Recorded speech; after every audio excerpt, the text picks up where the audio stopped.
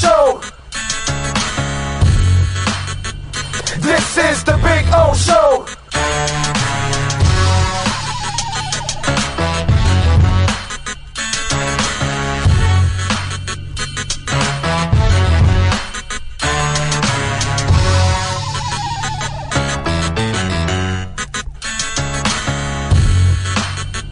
This is the Big O Show. This is the Big O Show.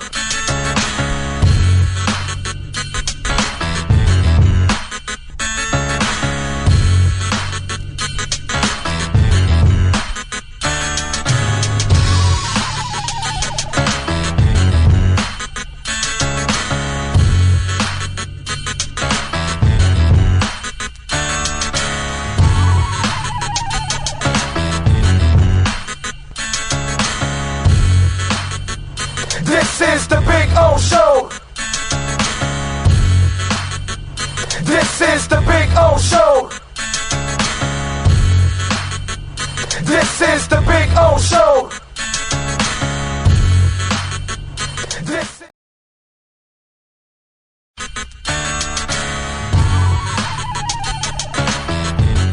So here's the putting green. See? There you go. Got two flags. One is over there where Cutter's Edge Pro. It's not coming out now. Come on. Come on, wind. Give me a little wind. No, unfortunately. But there you go. And this one says Big O here. There you go. So there's my putting green. It's about, I would say about 25 feet, something like that. I get to practice, have a little fun. See? And then, of course, we got, the bunkers. Got to have the bunkers, man. Got all kinds of bunkers there. You know what I'm saying? So that's a taste of our backyard. There's Maiden right there. Maiden. Bono, how you doing, Bono? Bono. He's a Carolina dog, by the way. These dogs are amazing. Their temperaments are awesome. But there is the Sylvester Palm, which is just beautiful. All right, call my guys, Will and Mike at Cutter's Edge Pro. They will take care of you. Dogs are not included, okay? Can't include the dogs. Those are mine. But the exceptional work, oh, baby. Oh, baby. Yes. Make your home an oasis. CuttersEdgePro.com. Go to their Instagram page, by the way, so you can see a lot of the before and after work that they do. And it is exceptional, baby. This thing's been on here for about 9 months. No grass growing through it or anything like that. Right, Bono? Huh? Bono!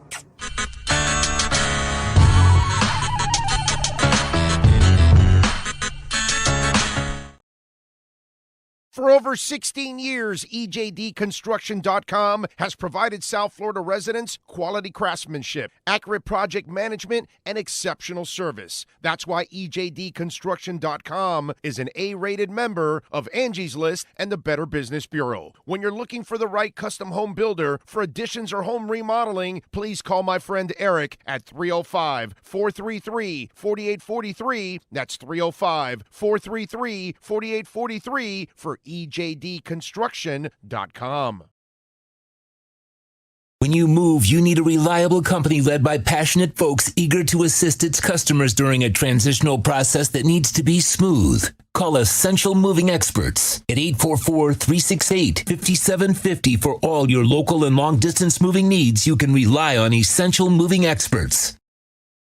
Mention the Big O Radio Show and get $150 off. Family owned and operated. They offer free 30-day storage, full service moving, fully licensed, bonded, and insured. Moving was never so easy. EssentialMovingExperts.com. There's no need to drive around South Florida wasting valuable time looking for a new or certified pre-owned Acura. Go to the #1 volume sales dealership in the Southeast United States. Craig Zinn's Acura of Pembroke Pines. Purchase with pace and space in a dealership tailored to your needs. From home buying to providing that personal touch. Contact the 2020 Satisfaction Award winner Craig Zinn's Acura of Pembroke Pines. 888-776-5123. That's 888-776-5123. Or visit them at 15601 Pines Boulevard in Pembroke Pines. Oh, I think I know what this is. Houston, we have a package. Hello? No matter where you are, the Sloman Shield home security system guards your home. With next-gen perimeter protection, 24/7 monitoring, and interior motion sensing. And right now, get a free Sloman Shield security system and doorbell camera, all professionally installed, for free. Shield your world, the Sloman Shield.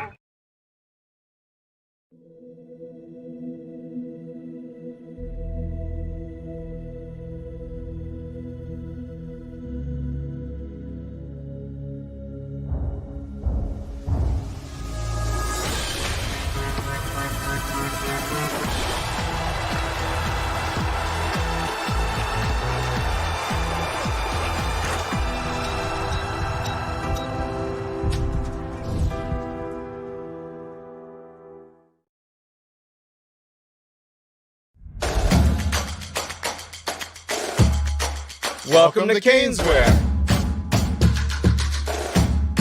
New store, new items, same great experience. Family owned and operated since 2010, Caneswear has the latest merchandise from the Miami Hurricanes, Miami Dolphins, Florida Panthers, Inter Miami CF, and more. Come visit us at our store in Davie on University Drive, just south of 595, or online at caneswear.com. Caneswear, the spot Miami fans shop. With more than 62 years of litigation experience handling insurance disputes, Welton Rayom is committed to resolving even the toughest insurance claims quickly. At Welton Rayom, they don't get paid unless you win. They handle complex personal injury claims caused by the fault of another in both state and federal courts. They handle auto, trucking, motorcycle, slip and fall, and bicycle accidents.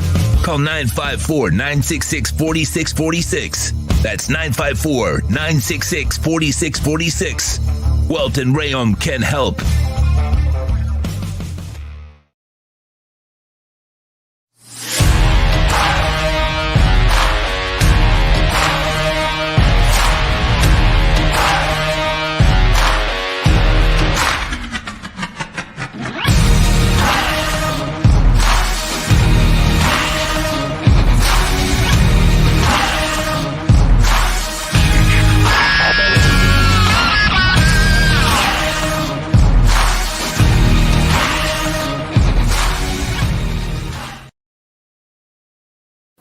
Statements or beliefs expressed on the following program by the host, guests, or callers are not necessarily the opinions of FantasyXS.com, Media Group Inc. ownership, management, sponsors, or website. When it comes to South Florida sports teams, very few in the media have witnessed, lived, and covered it like the Big O. Let's start the program dedicated to your favorite South Florida teams with a passion that's unmatched. The Big O Radio Show is on. Here's the Big O. Alrighty. Good morning, you all. I hope you all are doing well out there. I hope you're hanging in there because, boy, it's a beautiful Tuesday. It's a beautiful Bitcoin Tuesday. It's a beautiful Crypto Tuesday. And yes, we are working for that Saturday night. Oh, my God. Nice job by the Heat. Good job. We got the Panthers. What are they going for? 8 in a row, I think, right? The Panthers are going for 8 in a row tonight. And we got a lot of things to talk about. Ira Winderman's going to come by at 10:30. Cameron Wolfe will be here at 11. Manny Navarro at 11:30. I want to see if Bitcoin hits 48,000 today. Since the ETFs will be approved tomorrow, trading will start on Thursday. Woo! I hope you got your Bitcoin. Load up on the Ethereum. The Ethereum has not popped yet. Just, not a financial advisor. Not that we give you any kind of tips here that actually work. Do you see how strong Neutron bounced back? It's already at $1.65. It's freaking awesome. I think it's going to be at $2 in shortly, and we're going to double, from the dip last week. But anyway, so Ethereum has not popped, and it's in the 2,300 area. That thing, when it pops, it's going to go to 4,400 within nothing. So be on the lookout for those of you, and Ethereum is one you definitely, I think, will be $7,000 to $10,000 in this bull run when it's all said and done. So if you haven't gotten your Ethereum, load up on your Ethereum is all I can tell you. Brooklyn Rob says, how dare you start the show on time? I wanted more of the great advertising. Diamond Hands Rob. Maybe that's what I should. Maybe I shouldn't call you Brooklyn Rob anymore. Maybe I should call you Diamond Hands Rob. That's what I should call you, because you're a diamond hand. There's another diamond hand and Lisa Rose. I see my crypto people that are real crypto people. Crypto Fins is in there. There we go. Kyle Cockrell, I think, is also a crypto dude or dudette. I know he's a dude, but we have Lisa there, so we got the dudettes also, strong into crypto. So we got a couple of you out there. By the way, just a little fun fact for you. I put it on the chat board earlier. 94% of Bitcoin holders are in profit. I'm part of that 94%, by the way, but then again, I bought it all the way down to 16,000. Those of you that bought it at 16,000, you've tripled your money. For anybody that talks about, Bitcoin and all that stuff, you bought it at 16,000, you've pretty much tripled your money, dude. It's pretty impressive. And the bull run hasn't really started, and you tripled your money. That's some scary shit. Okay? That's some scary shit. So, it's pretty cool. It's a good morning. It's going to be a great week. Up until Saturday, and then I don't know what the Dolphins will do to me, because obviously they torture all of us, don't they? It's just one of those things that they tear us up. What was it? Was it Steve that I saw? I'm not looking forward to Saturday or something. I'm paraphrasing. I think I saw it somewhere. I'm not looking forward to Saturday. I just want to get it over so I can start focusing on next year. It sucks to have that kind of feeling. You know what I mean? That really, really sucks. But anyway, so it's Tuesday. We got some stuff to talk about. We got more bad news, obviously, with Jerome Baker, Cameron Goode, and Andrew Van Ginkel. They are done for the year. I mean, it's just I don't know, man. The bad luck that the Dolphins have is something that I cannot explain. Really. I cannot, and it's year after year after year. Key injuries, the worst luck in the world, dude. I'm not going to go training staff, you know what I mean? Because look at Tua. Tua just took care of himself, and that's why. Sometimes it's just luck of the draw, man. What are you going to do? It absolutely sucks. Austin Jackson wasn't injury prone, and then last year he dealt with that ankle injury. You know what I mean? And it's just one of those things that is just, Eichenberg wasn't injury prone either, and he dealt with that injury all last year. I know they both got banged up during this year, but they've still been able to play, and that's normal football there. What happened to them last year was not normal, and It's the most frustrating thing for Dolphins fans because it's happened so much. And it drives you crazy that all the injuries every year. And then you kind of knew that these guys were out pretty much.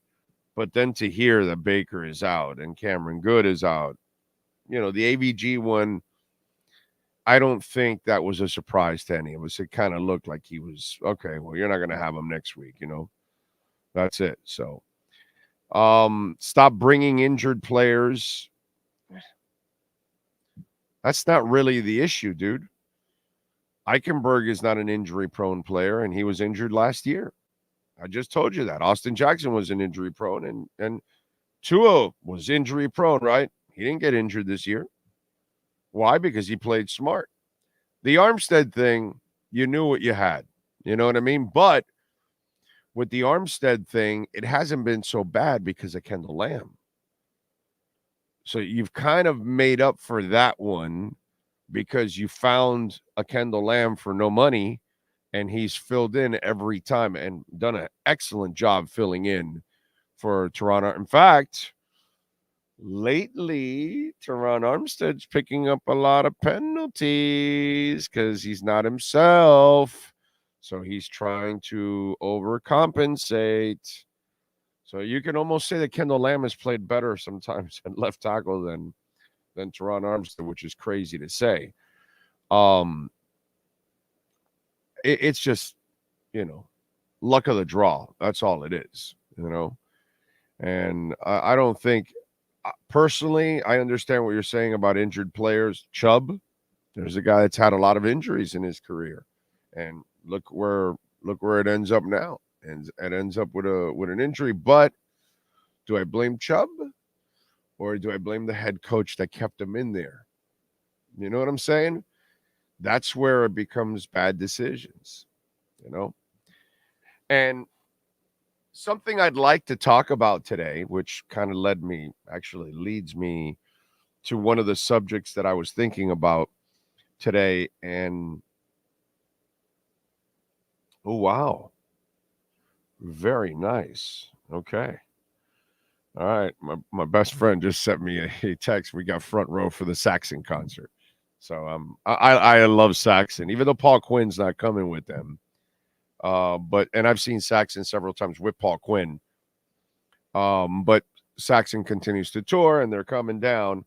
And so easy there, Alarmo. Easy there, buddy. And so my buddy just told me we got front row. So looking forward to the Saxon concert. I like it. Uriah Heep is opening up. So, all right, I wanted to get into this today. And I guess now's a good time to get into it and talk a little bit about this. I got plenty of time here before we get to Ira Winderman. McDaniel has we've now gotten to know Mike McDaniel.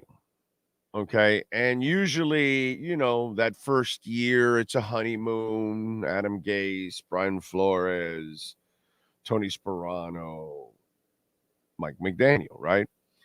So that first year, a lot of times it's a honeymoon period. And then if it goes well, Adam Gase, Tony Sperano, Brian Flores. Although that first year didn't go well, but it kind of got a little better towards the end, and then the second year and all that. But as the coach, stays there, you start to kind of learn who they are, right? And there's a lot of things to like about Mike McDaniel. And then now we are learning there are some things that leave, some stuff to be desired with Mike McDaniel. And it's interesting how we just talked about the Chubb thing, right? Okay, so he's an injury-prone player because he's had an injury history, and you're the head coach, and you keep him in there. And then in a game that was meaningless at that point, in a game that you didn't need him out on the field, and several others, and you kept him out there, and you lost him. And so one of the things that we're learning about Mike McDaniel, and I was thinking about this, is he has been a godsend for us in the sense of the entertainment value of it. His offense is explosive. It's fun to watch. They can score points, all that good stuff, right? That's fantastic. But then we learn the other side where he is not prepared for certain moments. His awareness of the game. Hey, there's 4 or 5 minutes left. This game is out of hand. Let me get some of my guys out of there that we don't need them to get injured. Not thinking about all kinds of things. And there goes Chubb getting injured. Then you look at Tua Tagovailoa. This is the greatest example of Mike McDaniel, positive and negative, is Tua Tagovailoa. The greatest, I'm telling you. There's another one, but it's not as good as this one. Okay. And this is all Mike McDaniel. This has nothing to do with any of the other individual players. I'm just telling you, trying to explain something to you. Okay. And just like I explained to you with Chubb, he didn't have the awareness to take the player off the field. And now he he ended the player's season, hurt his team this year, hurt his team next year, because you'll be missing Bradley Chubb for a good chunk of that season. And even when he comes back, he will not be himself until the following year anyway. So let's just call it like we see it. Tua Tagovailoa, he comes in, he helps Tua, who's down in the doldrums because of the way Flo treated him, builds him back up, helps him say, hey, man, you're the dude. You're fine. It was him, not you. And it's kind of what that's what I thought. And sure enough, he goes out and he's putting up great numbers. And he's putting up some excellent stats. But while he's doing that, he's also in the process of habitually building terrible habits, forcing the football to places that he shouldn't be forcing, calling plays. Last year, Warren Sharp, and if you can go find him on X or Twitter or whatever, he had a graph on the difficulty of the passing game per quarterback, and because of the distance of per yard in the pass.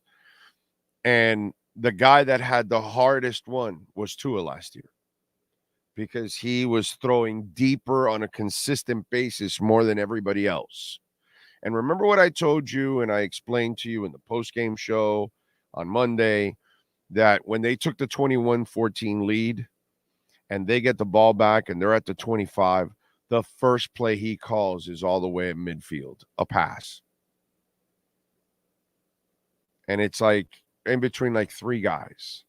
And then Tua, and this is one of those things now that I've picked up with Tua now, that Tua's going to have to start thinking on his own and changing some of this stuff. But anyway, my point is that he makes life harder on Tua instead of trying to make life easier on your offense, your line, your receivers, your quarterback. When you're calling a fade for a midget receiver, that's not fundamentally, that's just stupid. There's zero intelligence on throwing Tyreek a fade. Zero. Throwing a Rondé Gadsden a fade, that's intelligence. Okay? That's intelligence right there. Okay? Throwing Chris Chambers a fade, that's intelligence. Right? These are high point players. These are people that can find the ball at the top of. Even Mark Clayton could high point the ball like nobody's business, because Mark Clayton probably had, I want to say, maybe the best body control I've ever seen a Dolphin receiver ever have. Warfield would be the other one. But in the air, Mark Clayton knew how to body people and had vice grips hands. But he had this leaping ability that was just absolutely sick. Mark Clayton could dunk and all kinds of shit. He could, squat like 500 pounds. And Mark Clayton was, that's why, when we start with this whole comparison shit, it just drives me crazy. But anyway, so you have to have the right players for the right plays. Or if not, you're going to then cause problems. And that's what you're doing for your quarterback. That's what you do to your offense and your running game, right? This past week was a great example. You killed them with the run game in the first half, and then you abandoned in the second half. So now you hurt your offensive line, you hurt your offense, you hurt everybody. You hurt your team because you're not playing to your strengths. And so he seems to do that a lot, where he can help you and he can hurt you. You have Mike Gesicki there last year. And because you're so fucking stubborn and you refuse to use him because he doesn't fit your offense, and see, that's where you're not a great coach. Because you're going to have things that don't fit, but you got to find a way to use them. You know what I mean? And you haven't been able to find a way to use Chase Claypool. It's taken you forever to get Cedric Wilson involved. And to me, that is an indictment on you, the coach. And one of the things that we're learning about Mike McDaniel is there's a lot of positives and then there's a lot of negatives. And he doesn't win challenges, which hurts his team. There's a lot of things that he does throughout a game that are constantly hurting his team. So it's not just about play design. It's about decisions that you're constantly making. Whether you should have taken Chubb out, you hurt your team.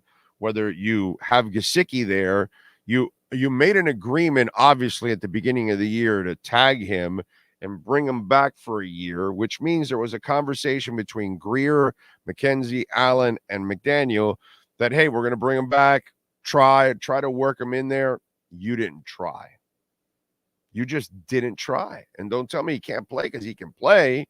I get he can't block, but you still, if you're smart, make him a big-ass receiver. He's a mismatch. He's a high-point player. You saw it in the Ravens game. Right? Last year, Tua threw it high up in the middle of the end zone, and there's Gesicki. Wow, high pointing a football. What a concept. And why aren't you doing that? I saw Chase Claypool do that 100 times in 1 year for the Pittsburgh Steelers. So why can't you do it? I don't understand that. And so these are the things that we have to look at with Mike McDaniel. And this is why 2 weeks ago, when I told you we've hit, a fork in the road with him, and it doesn't mean that I want to fire him or anything like that. I'm just telling you that we've kind of reached a fork in the road where we need to cross a threshold with him. It's not just winning quality games. You're not going to win those quality games if you're not making quality decisions.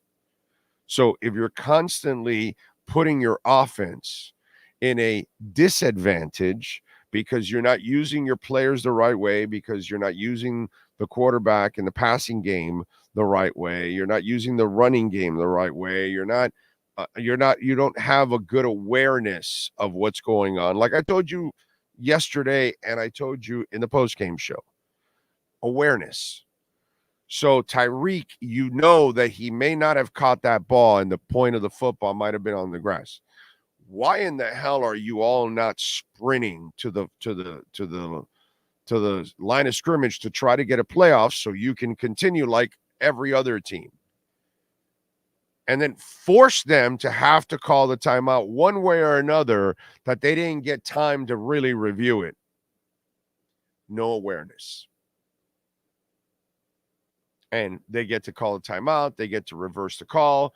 And If you got busted trying to hurry up the play, at least I understand that you're awake on this, that you're getting it, that you're like, okay, hey man, let's see if we could get him off guard.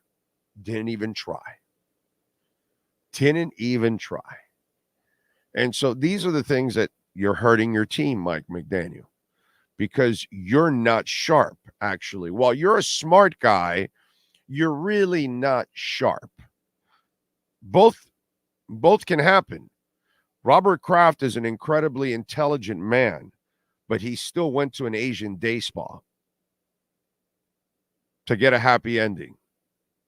Robert Kraft could easily have a security guard of his go to a hotel, rent an entire floor, have his security people stand at that elevator and make sure nobody comes up, have one or two call girls, real professionals, come over, give him his happy ending, sign a non-disclosure agreement, and walk the hell out.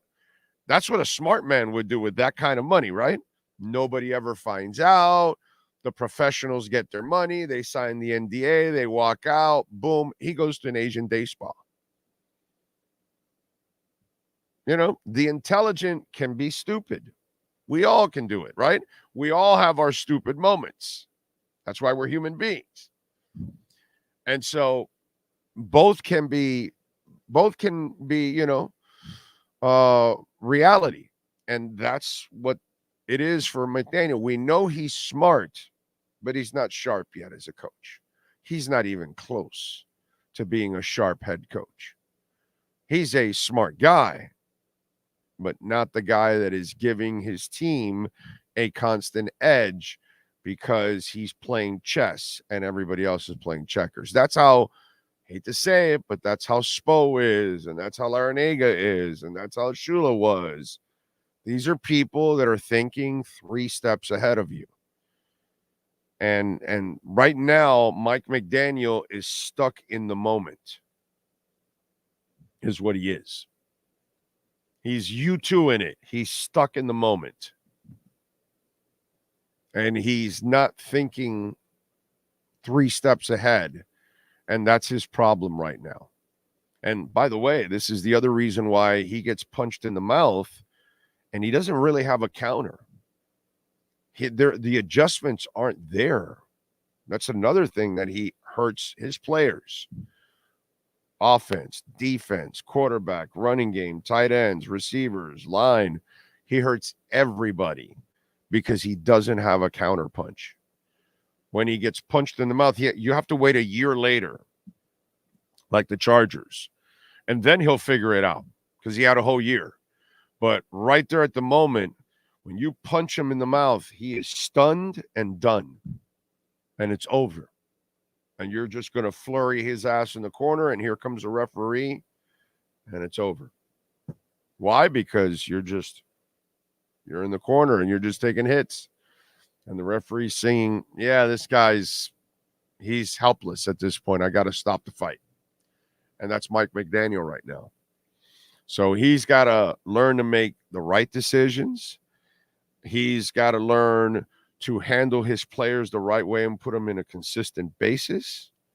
He's got to learn how to win challenges.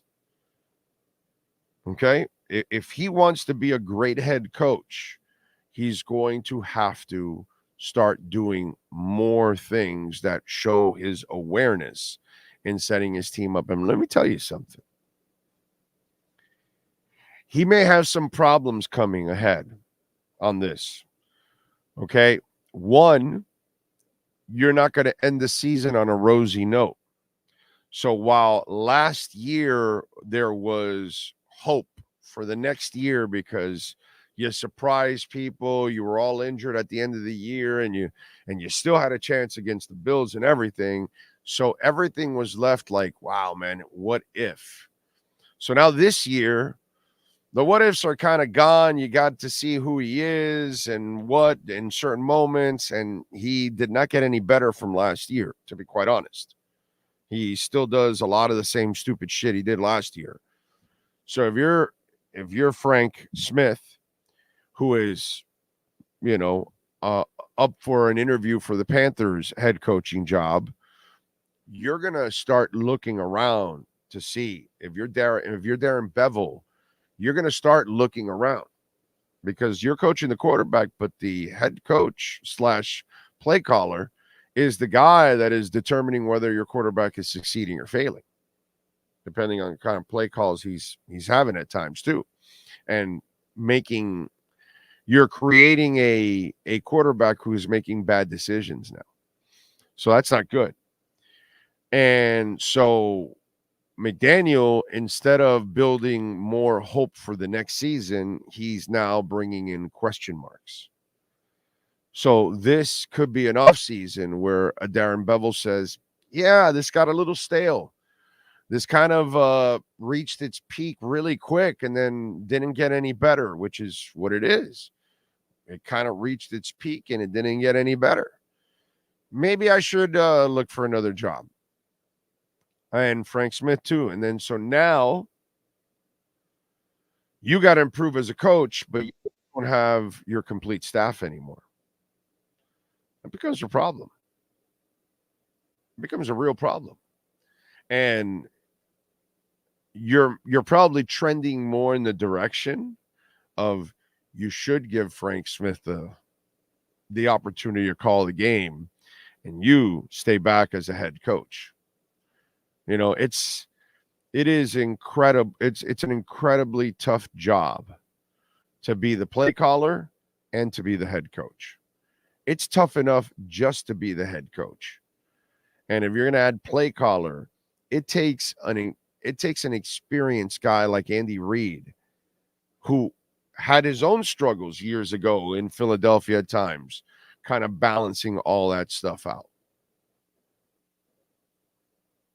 So there's the good, the bad, and the ugly with Mike McDaniel.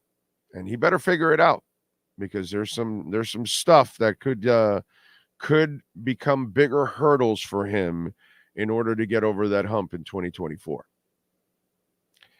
Do want to tell you about Cutter's Edge Pro. We love talking about William Quigley and the great people at Cutter's Edge Pro. Mike, who is, McDaniel's a play designer. Well, Mike over at Cutter's Edge Pro is an absolute designer when it comes to your home, your business, your HOA complex.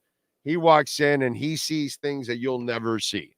And he'll start drawing up all kinds of stuff. And he'll give you all kinds of examples, and you'll be blown away. The wife, the girlfriend, they're going to love it. Mike is just an absolute monster, man. Call Cutter's Edge Pro, William Quigley, and the great people at Cutter's Edge Pro, 954-472-0622. Tree trimming and removals, landscape design, outdoor lighting, irrigation, the synthetic turf.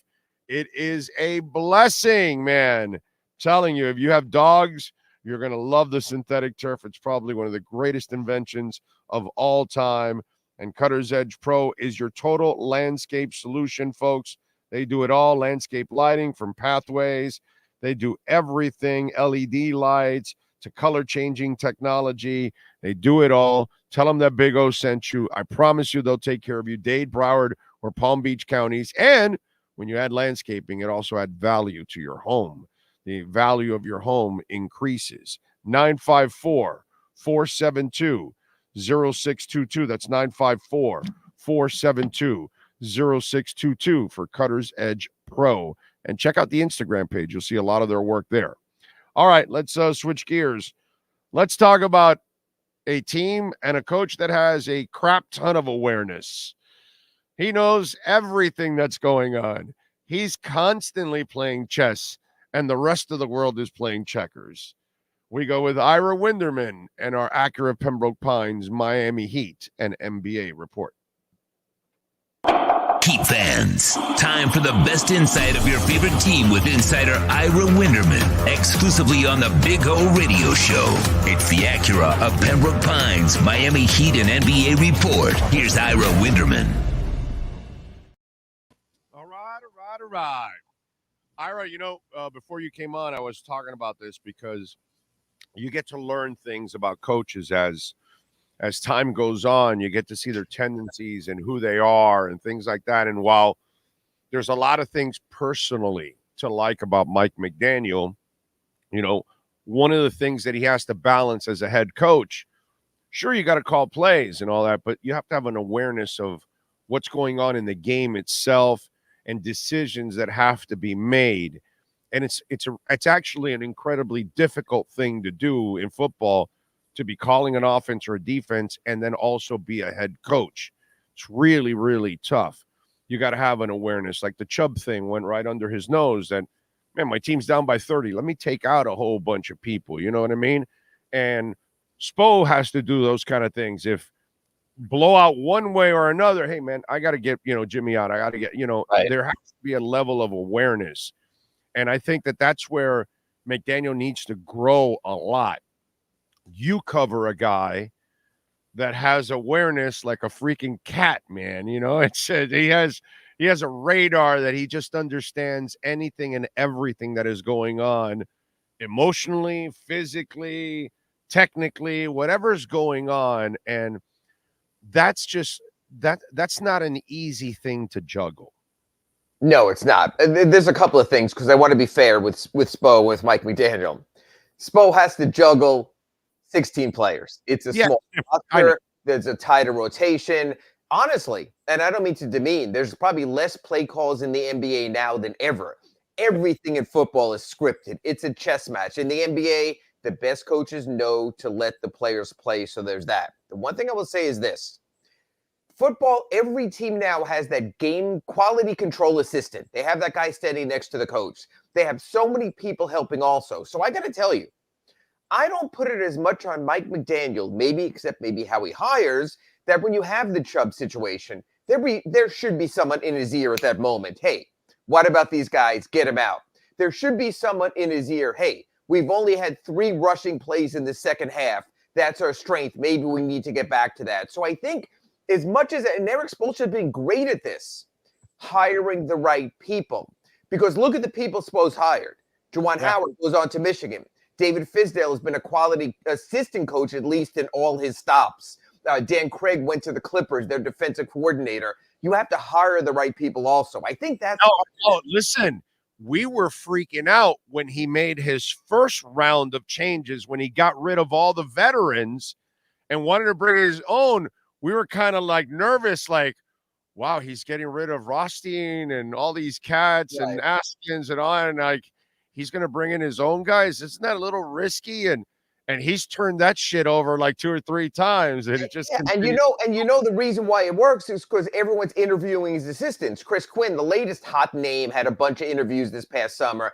I think it was interesting what Mike McDaniel did when he realized that you need that experience and went out and got Vic Fangio, who I think we both agree has done a really good job over the second half of the season, bringing together this defense. I mean, hell, it was held together by like Scotch tape the other night, and he still found a way, honestly, what was a quality defensive effort against one of the biggest game makers, playmakers in the NFL. Even on a flukish deflection off a helmet that ends up at the back of the end zone and a special teams touchdown. Right. And you could say, hey, the week before, not so good against Lamar Jackson. Who is good against Lamar Jackson? He's that kind of player. So you say that, but I still would rather have Vic Fangio on my side going into a game like this weekend against Kansas City and at least give me a chance. So I think a lot of this has to do, you have to hire the right people as well.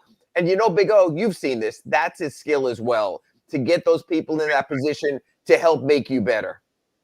I'm with you there. All right. Last night, I got the game I wanted. Okay. I love what Bam did. 9 of 12, super efficient, 22 points, the 12 rebounds, all that. Tyler with 28. I thought, hey, listen, I know it's the Rockets. It's a beatable team, all that kind of stuff. But considering everything that you're missing, it was a really cool game by your top players. Well, I'm going to take it a step further. It was. But as Spoelstra said after the game, it was also a really cool game by their X factors, the other guys in there. What you were seeing on a consistent basis now is a team that has a couple of main guys, but they also have all these supporting guys, the Jaime Jaquez's, Hayward Highsmith comes back last night, Duncan Robinson, 7 assists. That's what this team needs. There are teams with superstar power. We saw the Clippers last week with Harden and George and Kawhi Leonard. They're built that way. The Heat are not built that way. But even last week in the game against the Lakers, 8-man rotation, 8 guys in double figures. That's what this team needs. That's what's going to make them the most successful. So, yes, they know who their leading men are, but everyone is contributing. Very rarely have there been guys in the last 2-3 weeks step on the court for the Heat and not put their imprint on a game. That's good coaching. That's good GMing. That's putting everything together. And one thing I want to point out, because I know you always ask me what I'm working on, but I almost can use some help from your listeners out there. The Heat last night started 4 of their own homegrown first-round picks. We always talk about the Heat trading away their first-rounders. We talk about the Heat not valuing the draft. Holy crap, what this team has gotten out of the draft since 2017. You got Bam Adebayo in 17. You got Tyler Herro in 19. Then you got Jaime Jaquez last year. And even in 2022, Nikola Jovic is looking like a better pick. I could not find a time in the Heat's history when they played 4 homegrown first-rounders on the court at the same time until I go back to the Steve Smith, Glenn Rice, Ronnie Cycli, Alec Kessler, Willie Burton. Even during the other eras, they might have had 3 first-round picks on the same court when they had Dwayne Wade and Caron Butler. But it really shows this team has also maximized the draft in the last 6-7 years. Why? Because they're smart. What has changed with them that they unearth so much non-drafted talent, and the drafted talent now has been more consistent than it's ever been in the Riley era? Because they've held on to the picks, because they understand in this salary cap, your favorite thing, luxury tax world, you can only spend so much. Hey, it was a hoot going out and signing Chris Bosh and LeBron James. The economics have changed in this sport. You might be able to trade for them. You can't just sign outright. So they've kept more of those picks. Their scouting has always been immaculate on the college level. Yeah, like I mentioned, going back to the Rasul Butlers and the Josh Richardsons at number 40 out of Tennessee when he was taken at 15. Yeah, there have been some blips, the Justice Winslow pick, Precious Achua, but more and more we've seen this team, they know, and I'll tell you why also, because they know who a Miami Heat player is. The outlier is probably Jovic, a little different player, but you can see the second year in the Heat developmental grinder, how he's changed and moved more in line with who they are. And that's really heartening. I didn't even notice it when the game started. But he must be Heat culture mentally, Jovic. Is what I'm saying. Mentally, they must think. A step further. He's Heat intellect. The Heat have smart players who know how to play the game. Those European guys who play over there, we've seen it with Doncic, we've seen it with Jokic. They're some of the smartest IQ basketball players because that's what they prioritize over there over the athleticism. So Jovic came in knowing how to play the game.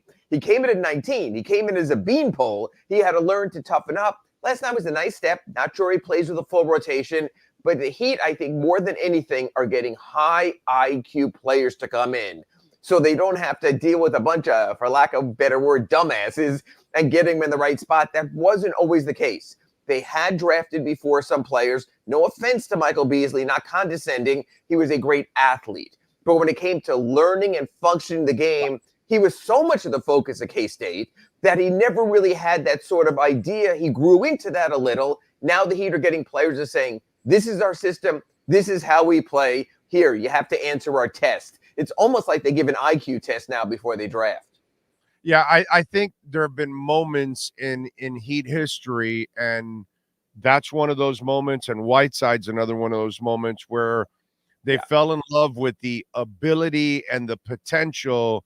And they said, all right, maybe we can mold the rest, even if he's at the moment not built like a Heat player.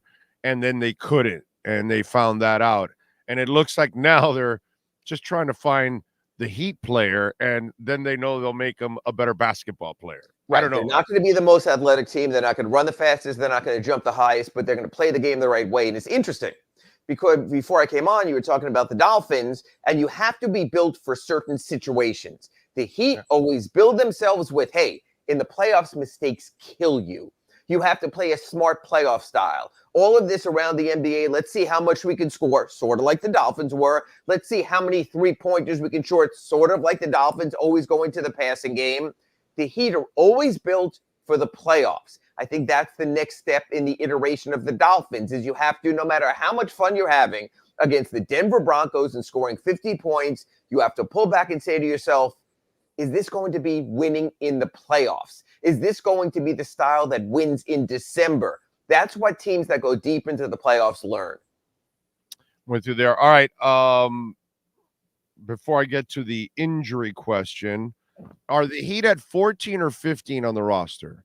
The Heat are at 14 on the standard roster. So they have an open roster spot, but they're so tight against the luxury tax that even adding a guy on a 10-day contract for $150,000 translates almost to $500,000 in total payout with the luxury tax. That's why they're staying at 14. They will get to 15. By the playoffs, you have to be on the standard roster to be playoff eligible. So whether it's Jamal Cain or one of the other two-way players, they'll get moved over. Right now, there's a roster spot. I still think there's some sort of trade coming because they've looked at what the Knicks have done. They looked at what other teams have done. And more than anything, Big O, they're looking at what the Celtics are doing. I know they've beaten the Celtics before, but Boston is even better this season. So I think to keep pace with Boston, there still might have to be another tweak to this roster. Okay, so then my question is, Goran retired and talked about how the only team he wanted to play for was Miami, and there was negotiations, and they couldn't come to an agreement. Miami, I know they have several ball handlers, but they don't have, like, really another point guard, and the one you do have is old and injury-prone at this point, and he's currently injured. Was it because of the luxury tax? Was it because they didn't want to do that? Because I can't imagine that Goran Dragic was asking for a world of money to play for the Miami Heat, the team he wanted to play for. It was a minimum. Yeah, it was a minimum. So it wasn't that. Even he mentioned in that story that I posted the other day in his interview in Europe, he's had some knee issues. You don't want to bring in a guy who's already injured. So the Heat weren't sure he had that full level of fitness. But here's the deal, and it's sort of a crushing blow for the player and for the team. When Drew Smith was injured, he was on a partial guarantee for a specific reason. The Heat knew by January 7th, Sunday, they could have cut him and brought in a veteran, which I always think was the plan. But once he had the season-ending injury, his contract became guaranteed for the season. So he became on the books regardless. I think the Heat were totally, whether it was Goran Dragic, maybe a John Wall, another veteran, they were saying, let's see what happens with this Drew Smith kid, but let's also keep our options open. The season-ending injury, the NBA changed the rule. It's unlike the NFL, where if you get injured, goodbye, screw you, deal with it on your own. The NBA guarantees contracts when you're out for the season. So I think the Drew Smith thing, more than the roster size, more than the luxury tax, closed the door for Goran. I think if Drew Smith doesn't get injured, they thank him. Maybe they shift him back to a two-way contract. They send him to Sioux Falls, and they would have brought in a player. I think that's when it ended for Goran Dragic or another veteran point guard, unless Kyle Lowry misses extensive time now with the hand, which will more. That's what I'm saying. Is this a good move? Is this a good decision just because you don't want to spend a couple of extra dollars on a point guard? It's a lot of extra dollars, and it puts you in the second tier of the luxury tax, which means in the offseason you can't make trades because of the new rules. I understand, Big O, you like to spend Mickey Harris's money. I understand Mickey Harrison has a lot of money, but I'm not so sure that Goran Dragic at 37 is who you want to replace a 37-year-old point guard in Kyle Lowry. I'm not seeing you replace anybody. I'm not seeing you bring in anybody. They'll fill that 15th roster spot eventually. They have Andy Ellisberg knows how to manage this, and he knows how to manage the cap. That's why they guaranteed all their two-way players. What kind of date they're waiting to save money or something? Yeah, the date will be probably sometime in March, when they can sign a player for the balance of the season, have him eligible for the playoff roster, and it's got to be a decision also. Because if you're at 14, unfortunately, Drew Smith counts. You can't cut him, which could happen later in the season to get a roster spot. You have to look at also who you're cutting. So you're saying a veteran point guard, and you might be right. But maybe you say to yourself, you know what? Jamal Cain's come around enough with his three-point shooting. Maybe we want him on the playoff roster. He wasn't last year. Maybe RJ Hampton shows you something. Let's be patient here, Big O.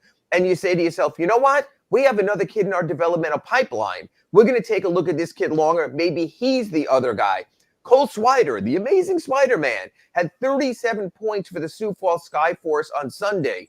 I think you keep your options open because you're not even midway through the season. If you're asking me, Ira Winderman today on January 9th, Will the Miami Heat have the same roster at the end of the season? I'm going to tell you no. There will be subtle tweaks that will take into account, yes, the luxury tax, but also meshing and melding this roster. This team has always picked up players late in the season. Hey, Kevin Love could not have worked out better at the buyout deadline last season. I think they'll make a similar move this season to shore up the playoff roster. Big O, it's all about the playoffs, and really only about the playoffs. I'm about Eric Spoelstra and make his life a little easier, bro. To me, this comes from them knowing they got the greatest chef in the entire freaking world, and they know that he's going to overcome more than most, get more than most out of whatever they give him, and he knows that he can get, blood out of a rock. He'll be able to squeeze it out of it. You know what I'm saying? That's what I think. No, Eric will get by without the point guard. When, brother, make his life easier. Give him a point guard, man. Give him one that can be there for him and help him out a little bit. I just think I think that franchise and the ownership group specifically takes Eric Spoelstra for granted. I really do. And I think when you look at the Heat stats at the moment, Kyle Lowry's averaging 4 assists per game. Jimmy Butler's averaging 4.9. Tyler Herro, 4.5. You have Josh Richardson with more than 3 assists. Bam at 3.9. So they know that it's not about a specific point guard. They know in their style of playing, other guys are going to be handling. If Eric Spoelstra needs something. Okay. Who's the guy that makes all that happen, by the way? I'm just wondering. Who's the guy that makes all that happen? If he's going to keep playing it by committee, he doesn't want a ball-dominant point guard. He doesn't want a pound-the-rock kind of guy also. So he wants his... He has no choice. The chef is making the best meal. That's what he's doing. If you gave him somebody that could run the offense, it would probably take some burden off of him and less game management by, okay, you handle now for 10 minutes and you handle for 8 minutes and you handle for 5 and Jesus Christ, dude. It works. It works because Eric Spoelstra's God. Because he works. It works because he works. So what's happening is he might not be getting the top cut of filet or steak from Mickey Harrison, but what does he do? As I'm going to leave now and go to practice, Eric Spoelstra. Steakhouse, bro. Well, Eric Spoelstra, what he does is he tenderizes during practice. So he makes it work, but he takes that tough cut of meat. He sits there with the cleaver and his tenderizer, and by the time he's done with practice, they roll out on the court tomorrow against the Oklahoma City Thunder, who have a gazillion first-round picks, and he still finds a way.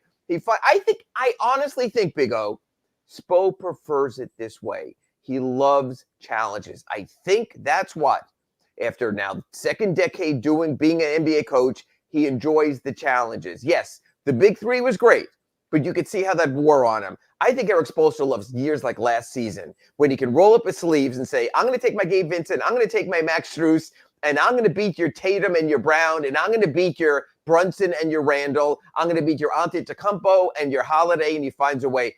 I think Eric Spoelstra lives for that. I think Eric Spoelstra is the best freaking coach in the NBA, bro, by far. It's just in the NBA? The planet, the universe, period. Best Heat head coach ever. Just Heat history. Yes. Again, Heat history. Best Heat coach ever. And that to pass Riley, brother, that's some shit right there, man. All right, so what's going on with Lousy and with Butler? With Kyle Lowry, we'll find out more at practice today. The fact Lowry, I'm sorry. Go ahead. The fact that he didn't have his hand bandaged during ice is a good sign. He's only missed 4 games this season. He really has pushed through. I expect him again, it's a contract year. Of course you're going to push through. So I'm more optimistic there. What happened with Jimmy Butler is interesting because he basically has a turf toe, which, as you know, is a concerning injury in all of sports. That's why when his agent told me the other day not to worry and it's fine, I told him, that's fine, but I want you to put your name on it. I'm not going to do the sources said Jimmy will be back. I told Bernie Lee, if you feel that strongly, you tell me that. He did. If his agent came out that strongly, I would expect Jimmy back at some point during this homestand and then move forward. And the one thing we know, Big O, Jimmy's going to miss 20 games a season. Jimmy styles his own season the way he wants. I know that you have concerns down the road, but that's who he is. He saves himself for the playoffs, and except for that 1 year in 2021 when they were swept by the Bucs, he finds a way to be at his best at the best possible time. So for now, in Jimmy, we trust.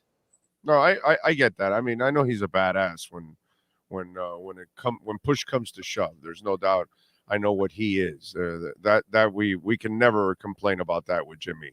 What are you working on the Sentinel so folks can again? I did that story about Kyle Lowry and if he's out. Like Tyler Herro was really honest after the game. He says, "I know Kyle's our point guard, but no offense, I handle the ball more." So it's a different way they run their offense here. That if Kyle sits out a game or two, whether RJ Hampton comes back from his stomach illness, they'll have enough to handle that. Although the Thunder are about as good as it gets in the NBA. And then I did write in my Ask Ira today about the draft, and I just can't recall the last time going back to the pre-Riley era when you had 4 Heat homegrown first-round picks on the court at the same time. Remember, Rasul Butler was a second-round pick, Josh Richardson a second-round pick. So it's really fascinating because it was only after a reader asked the question after the game, I was like, wow, you're right. 4 Heat first-round picks started the game last night against Houston. So it does show how this team evolves because all great teams have to evolve. From going out and signing any and every free agent to getting it done more in-house because of a salary cap league, I think you have to be impressed with the Heat. I know you're impressed with Spoelstra. I know you're concerned about the spending of the money, but the front office and the scouting staff in terms of personnel, right up there also with anyone in the NBA. Do we have a first-round pick again this year? They do, and they have to use it because next year's could go to Oklahoma City. Finally, that pick that was deferred and put off for a while, so there'll be another pick. It's a really crappy draft this year. I could see him trading it. You know what? Is that the last one, and then they have all their picks from there on out? And then after the one to Oklahoma City, they're taken care of down the road, so they have that. And that's why when people say, oh, they should throw a pick in here or there, no, you need to package them. We've seen one NBA first-round pick does nothing for you in the trade. You need at least 2, probably 3. So they're also in good shape down the road as well. And they're drafting well, so you might find yourself, because I think it will. Jaime Jaquez at number 18. I mean, you can't beat that for value. No, I think he's going to be a star, dude. I think that kid's going to for sure. NBA first team all rookie. And you know what? He's right up there with Wembanyama and with Chet Holmgren, and we'll see tomorrow. He still could make a run for rookie of the year. I think it's going to be interesting. Yeah, definitely. And if you're playing big games, yes, and you draw the notice, and he's part of those big moments. Yes. Rookie of the year, bro. For sure. Because San Antonio is not going to be playing any kind of meaningful basketball. Except the hype machine has been Wemby, and he's still going to get the national TV games. So we will see. Yeah, no doubt. Follow him on Twitter at Ira Heatbeat. Ira, we will catch up next week. Thank you, sir. Catch you next week in our Acura Pembroke Pines report. Thanks, Big O. Thank you, sir. There you go. Ira Winderman and our Acura of Pembroke Pines Miami Heat and NBA report. And when we talk about Acura Pembroke Pines, they're at 15601 Pines Boulevard, just off of I-75, and Pines' #1 volume sales dealership in the United States.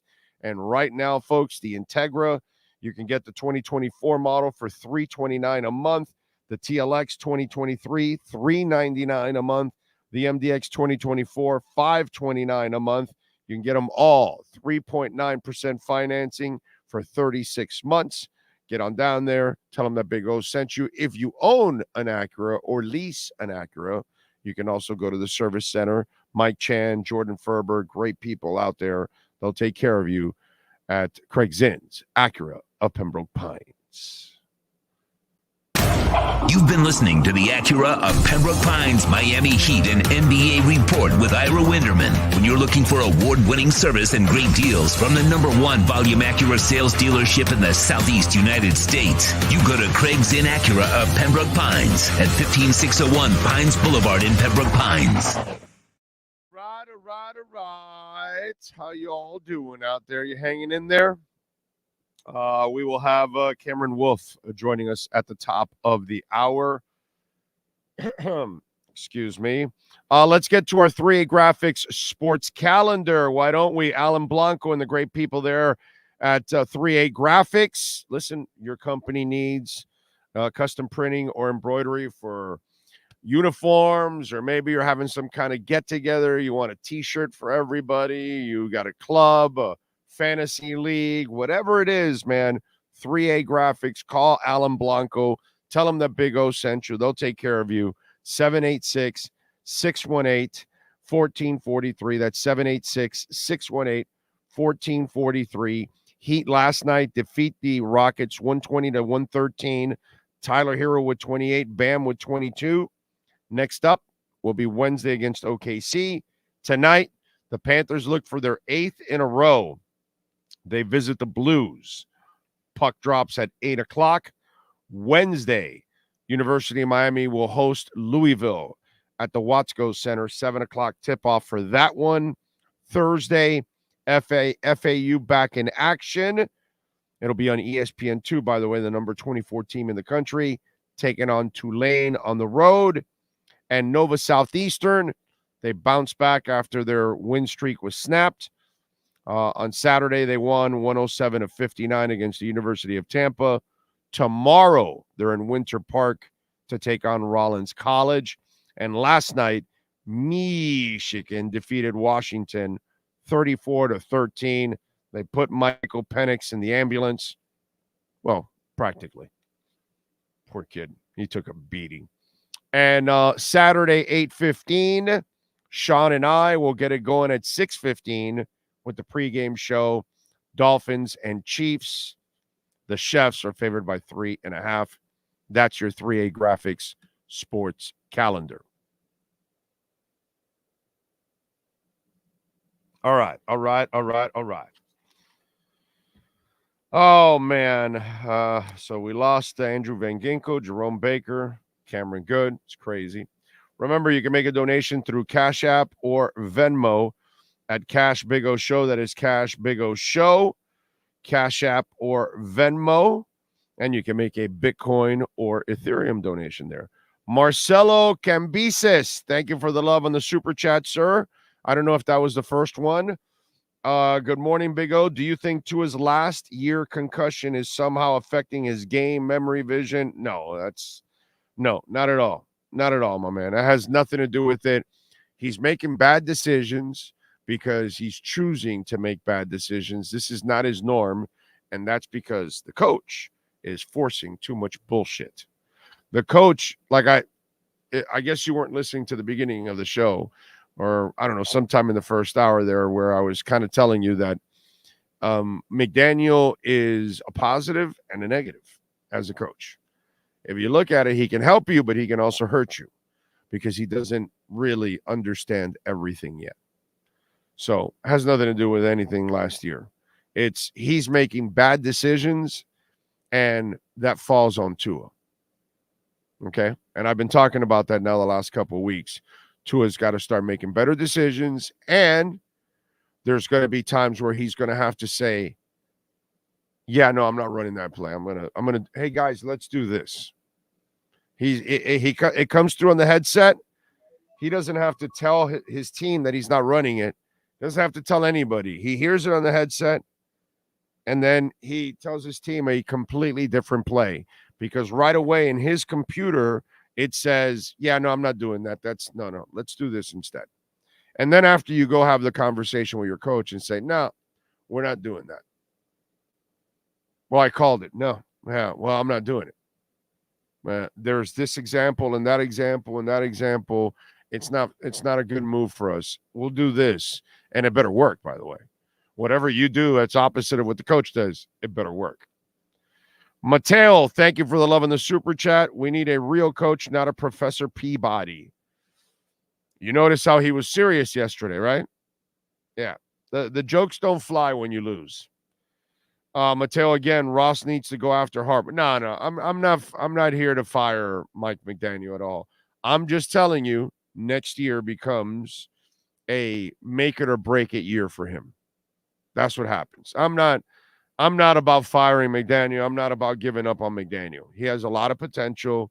He's a good person. He's just got to learn how to be a good head coach. That's all. That's all I need from him. He's a play designer. He's got to learn to be a good head coach. He's got one more year. One more year, and that'll decide. You can't wait anymore. You have to give him at least one more year, that third year, because there's a lot of potential there. He's just got to figure it out. He's got to be more aware of everything going on. So, anyway, Tua cannot go off script. That's not McDaniel's fault. You're not listening to me. I'm not saying Tua goes off script. I don't want him running around like Josh Allen. Oh, that's not his game. I'm saying the play comes in, you call another play. Like on first down. Okay? First down and 10 from the 25. Right after they score and take a lead, 21-14, he's calling a deep 25-yard bomb between three guys in the middle of the field, which you know that's what's going to happen with Tyreek. That's where you say, nah, we're going to run a shorter play. We're going to move the chains. We're going to do something more responsible, less risky at that moment. Or maybe run. What a concept. They actually can run the ball. You know? So that's what I'm talking about. I'm not talking about go out there and start scrambling and running around. That's not who you are. That's not what I want from Marino, and that's not what I want from Drew Brees. I just want you to change the play. That's all. Call another play that is more responsible for that moment. Let's see. You make more mistakes when you hurry yourself to get well. That's why the call before the 2-minute warning against the Ravens was on McDaniel, not Tua. You know, that's where the coach becomes a detriment to your team. That moment there. All right, let's take a quick break. Hour number 2, Cameron Wolfe. We unleash the Wolf Pack when we come back right here on the Big O Radio Show. Welcome to Caneswear. New store, new items, same great experience. Family owned and operated since 2010, Caneswear has the latest merchandise from the Miami Hurricanes, Miami Dolphins, Florida Panthers, Inter Miami CF, and more. Come visit us at our store in Davie on University Drive, just south of 595, or online at caneswear.com. Caneswear, the spot Miami fans shop. Welton Rayom has more than 62 years of litigation experience handling insurance disputes. They're committed to resolving even the toughest insurance claims quickly. Call them for a free consultation. 954-966-4646. At Welton Rayom, they don't get paid unless you win. Property damage claims to your home, business, or condo as a result of a hurricane. Welton Rayom can help. Water, mold, fire, smoke damage, Welton Rayom can help. Call 954-966-4646. Oh, great. You have a doorbell camera. Now you have a front row seat to your house getting robbed. They're breaking into my house! Ooh, there goes the TV. I'm sure it'll turn up at the pawn shop. No, not the TV! Just because you can see them, that doesn't mean you can stop them. With Slogans, you get 24-hour monitoring, a free home security system, and professional installation. Plus, free doorbell camera, one that'll actually work for you. Get out of my house! Get out of the house! Call 1-800-ALARM-ME. There's no need to drive around South Florida wasting valuable time looking for a new or certified pre-owned Acura. Go to the #1 volume sales dealership in the Southeast United States. Craig Zinn's Acura of Pembroke Pines. Purchase with pace and space in a dealership tailored to your needs. From home buying to providing a personal touch. Contact the 2020 Satisfaction Award winner Craig Zinn's Acura of Pembroke Pines. 888-776-5123. That's 888-776-5123. Or visit them at 15601 Pines Boulevard in Pembroke Pines.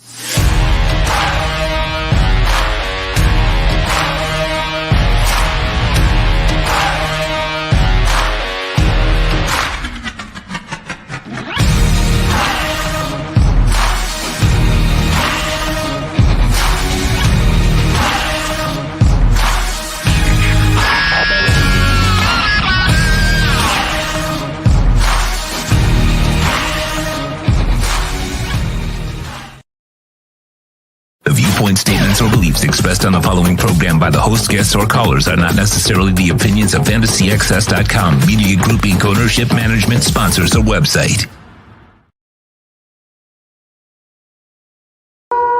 We unleash the Wolf Pack as we get the latest in the NFL and the Miami Dolphins with our KSDT CPA Pro Football Report with NFL Network insider Cameron Wolfe.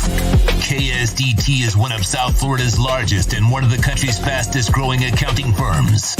KSDT CPA is a full-service firm that also excels in crypto. Visit them at ksdtcpa.com or call 305-670-3370. Here's NFL insider Cameron Wolfe. All righty. There he is, flexing and ready to go. How you feeling, dude? I'm good, man. Got a workout in this morning. Ran a little long, so I think last time I took a shower before and I was a little later. So this time I wanted to hop in fresh off the workout, so I'll be closer on time.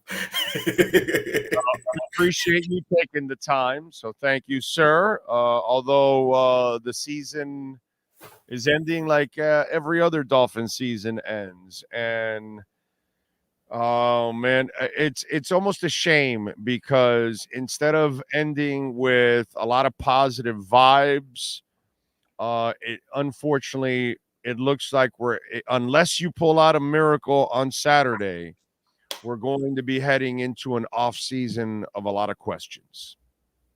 Yeah, Sunday was rough because I think all season you were just planning to win a playoff game until the point of you realized the division was very much in hand. And they're up 3 games with 5 games left.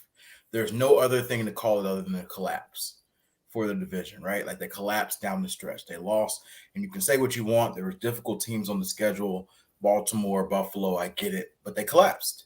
And it's a weird feeling when you collapse, but then still have a game left, right? And I talked about it on NFL Network yesterday. I walked into the locker room, and it felt like a season-ending loss. Like it felt like guys are just, silent. I didn't hear a pin drop, guys looking at their phones, guys not really. It just felt like the end, right? Because you put everything towards winning the division. And it's like, man, we failed. The reality is they still do have another game left. They're going to Kansas City, and it's whatever chances you think they have is still a chance. Now, the injuries, every injury piles up, and it's like, man, this makes it harder and harder. But I will say this Chiefs team's not the team that they've been in recent years. And so because of that, I don't think you can rule them out yet.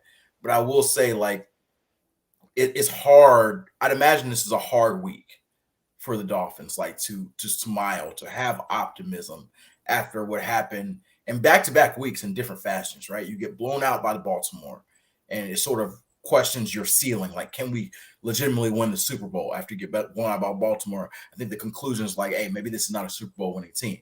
But then you go to Buffalo, you're like, man, but if we beat Buffalo, at least we can do it. It ain't a Super Bowl winning coach. It ain't a playoff winning coach. So we're going to get to McDaniel. But I want to say this. But if they were able to salvage that Bills game and potentially, I guess it would have been the Bills next week again, but potentially win a playoff game, even if it wasn't a Super Bowl winning team, if they made progress, you can go into the offseason and feel good about yourself. If they end up losing this week in Kansas City, which they are underdogs and people expect them to lose, they would have done the exact same finish as last year, essentially. Collapsing down the stretch, losing the division, losing their first playoff game. And the only real difference that you can maybe hold your hat on is that Tua stayed healthy the whole season. And the offense, numbers-wise, was better. Right. But everything else, you can't really – there's nothing really you can go into the offseason and say, we made growth in this. Nope. Yeah. Not even the coach grew. And that's the sad part, that he made all the same mistakes from last year. And even though they ran the ball a little bit more, he still, in this game, this past week, he abandoned the run in the second half. I mean, dude, he starts the game with a pass. And, on the second down, there's Achane with a 16-yard run. And it's like, dude, Keep it simple, stupid. It's KISS. Yeah. We all know what you had to do here. Just run. Why didn't you just open up the game with a run? He has an option play with a Chan. You're like, what the fuck are you doing, bro? You know, it's just, this is constant. And to me, it's funny because McDaniel's likable. We know he's smart. We know he's got a bright mind for designing offenses and all of that. But we have learned now in 2 years that his awareness as a head coach is not a good one. You know, I'll give you another thing that happened in that game. So you know Tyreek didn't catch the ball. I get it. You suck at reviews. Your person up there must suck at reviews. The coach down there is always smart and sharp football team. You're running to the line and trying to snap the ball as quickly as possible to not even give McDermott time to think about it. Brother, they had a lackadaisical approach, like taking it to the next down, and they even popped in a commercial, a short commercial, and right in the middle of that play, and then came back, and McDermott was able to throw in. And at least if you rushed to the line and tried and got busted that they threw it, at least I understand you're sharp, you're on top of your game. You're not even on top of your game, dude. In no way, shape, or form is Mike McDaniel on top of his game. And then on top of all of that, while we know he's a beautiful play designer at times, he's really not a complimentary coach to your players, okay? Because one of the things that I think he's developing in Tua is bad habits. Tua's now forcing it into double and triple coverage into Tyreek or Waddle. Too many interceptions, too many dumb throws. That throw that he threw to Claypool at the end, that was a dumb throw. There was no reason to throw that ball. And so he is now developing bad habits. I'll give you an example. They take the 21-14 lead. On the first play from the 25, what does McDaniel call? A 25-yard play down to the middle of the field where Tyreek is at, and you're asking the quarterback to throw it in between 2 or 3 guys. Right. So Tua has to start thinking for himself at times and change plays. Whether he pisses off the coach, too bad. But you can't do everything the coach wants you to do, because if you remember, Warren Sharp last year had a graph on the most difficult passes and who had the most difficult passing game for the quarterback. And Tua was all by himself in that quarter. And so, like leaving Chubb on the field, like abandoning the run, he can compliment you and he can hurt you as a player too at the same time in different positions, not just Tua. Like I told you, with the Chubb stuff, with the running game, there are things that he just doesn't have great awareness. And I think he's hurting his players sometimes as much as he helps them. So Mike McDaniel is aggressive in nature as a coach, right? And I think we talked about this before. It's interesting because early in the season, you're overwhelmingly praised for it, right? Because they score 70 points. Tua's leading the NFL in yards per attempt, even though he has the shortest time to throw. That's an aggressive pass-first coaching nature, right? But when you get into December and January, these type of playoff teams where physicality becomes the identity, right? A lot of times we always talk about identity, and it's sort of a cliche for football. Like, what is your identity, right? But the Dolphins' identity, whether they like it or not, across the league, is that they're a finesse speed team. Yeah. They're a finesse speed team. And the Dolphins don't like it, trust me. Mike McDaniel mentioned it earlier. You know, there's nothing soft about a team that runs the ball well, that stops the run well. And they do, in spurts, run the ball well and stop the ball well. The problem is, can you run the ball well when people know you're running the ball? Can you continue to run the ball when teams change their defensive plan? And for the Bills in particular game, that was an example of a team that run the ball for 100 yards in the first half. They had 8 yards in the second half. So what happened? Yes, there's less plays. Yes, there's less run calls. But the Bills decided we're going to play single high safety. We're going to move our defensive ends and play a lot more contain on the edges to stop the perimeter runs that HM was having. And they had early success doing it.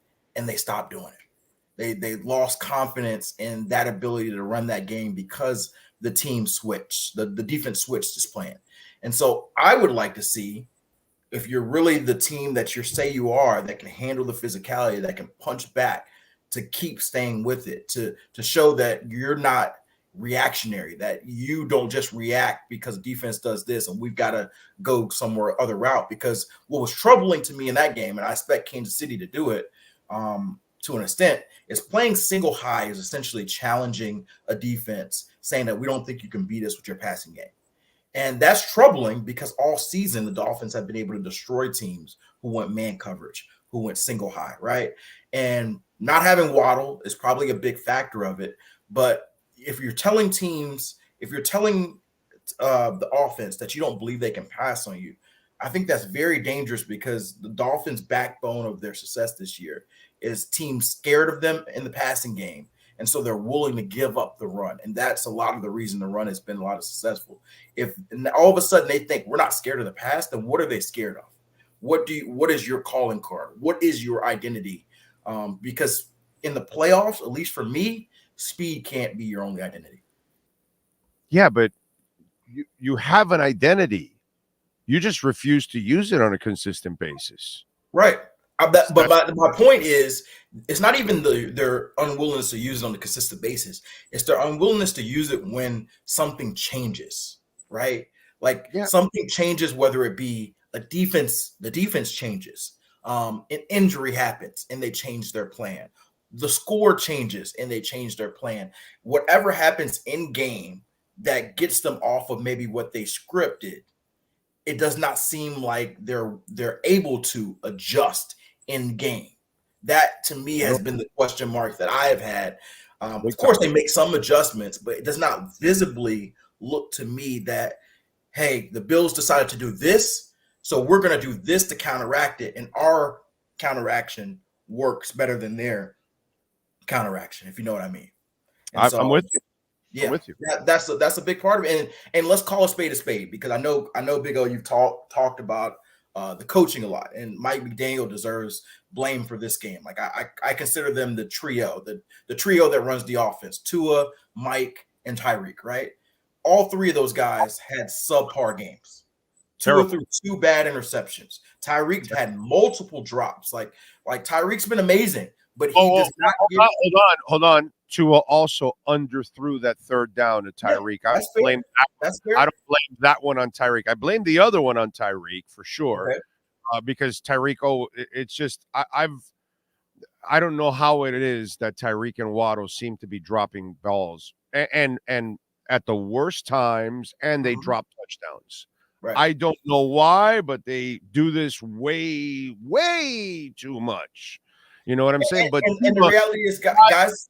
Besides those 2 interceptions, underthrowing that third down was unacceptable. He was unusually inaccurate. Like, I think you could have people have questions on Tua, right? People have questions on, can he make this outside throw, this, that, all the sort, whatever.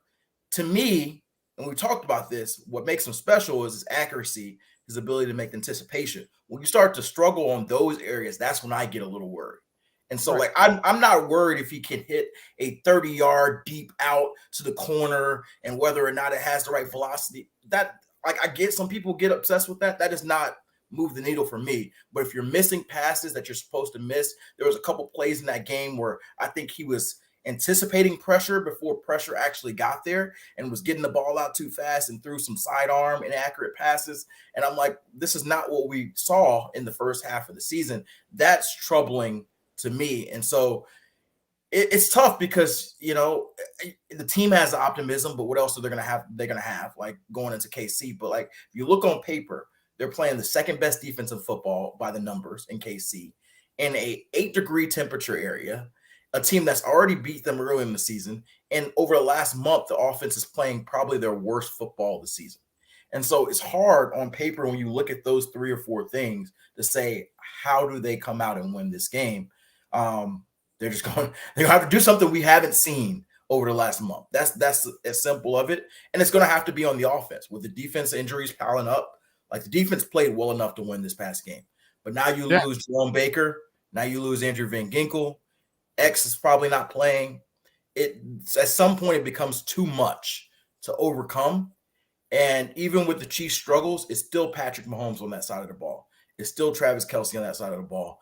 And I'd imagine that you're probably going to have to score in the high 20s or 30s to beat this team, just given the way the defensive injuries are piling up right now.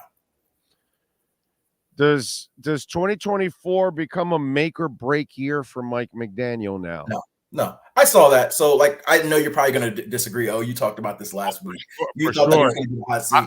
I think next year he has to prove that he can coach or not, or if not, you're going to have to make a decision on his future. Yeah, I understand. And the reality is, I cover this league for a long time. I cover the entire league now. And we just came off a Monday where we saw 5 or 6 new coach openings, including guys who thought they had more time. You never have as much time as you think you have.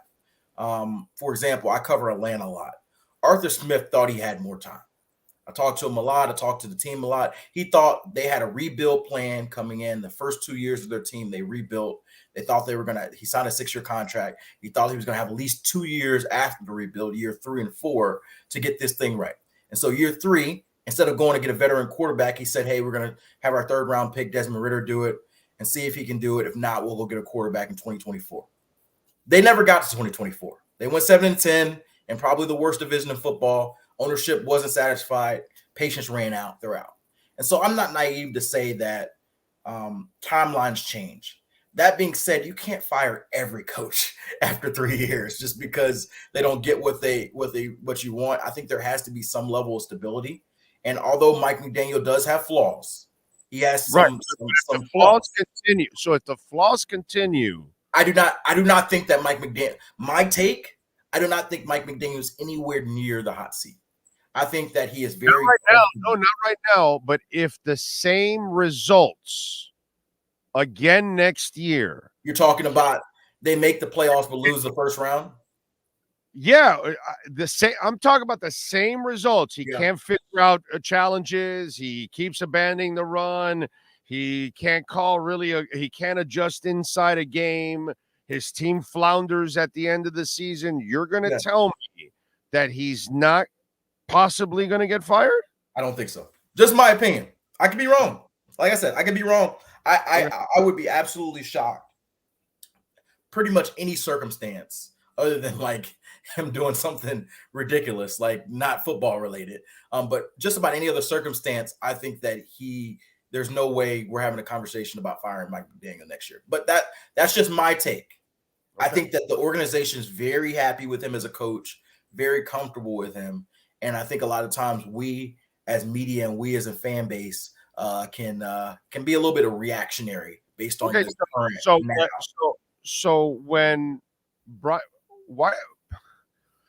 Brian Flores got fired because the front office thought, besides him being a dick in the building, they felt they gave him enough talent that he should have won more games. His problem was that he lost against all the quality teams in the first half, and then he piled on some of the wins in the back half against the bad teams. So they weren't impressed with that. I think that the bigger – so obviously go ahead. Oh, sorry. The front office feels they gave McDaniel more than enough talent because McDaniel has had more talent on both sides of the ball than any other coach we've seen here in the last 20 years.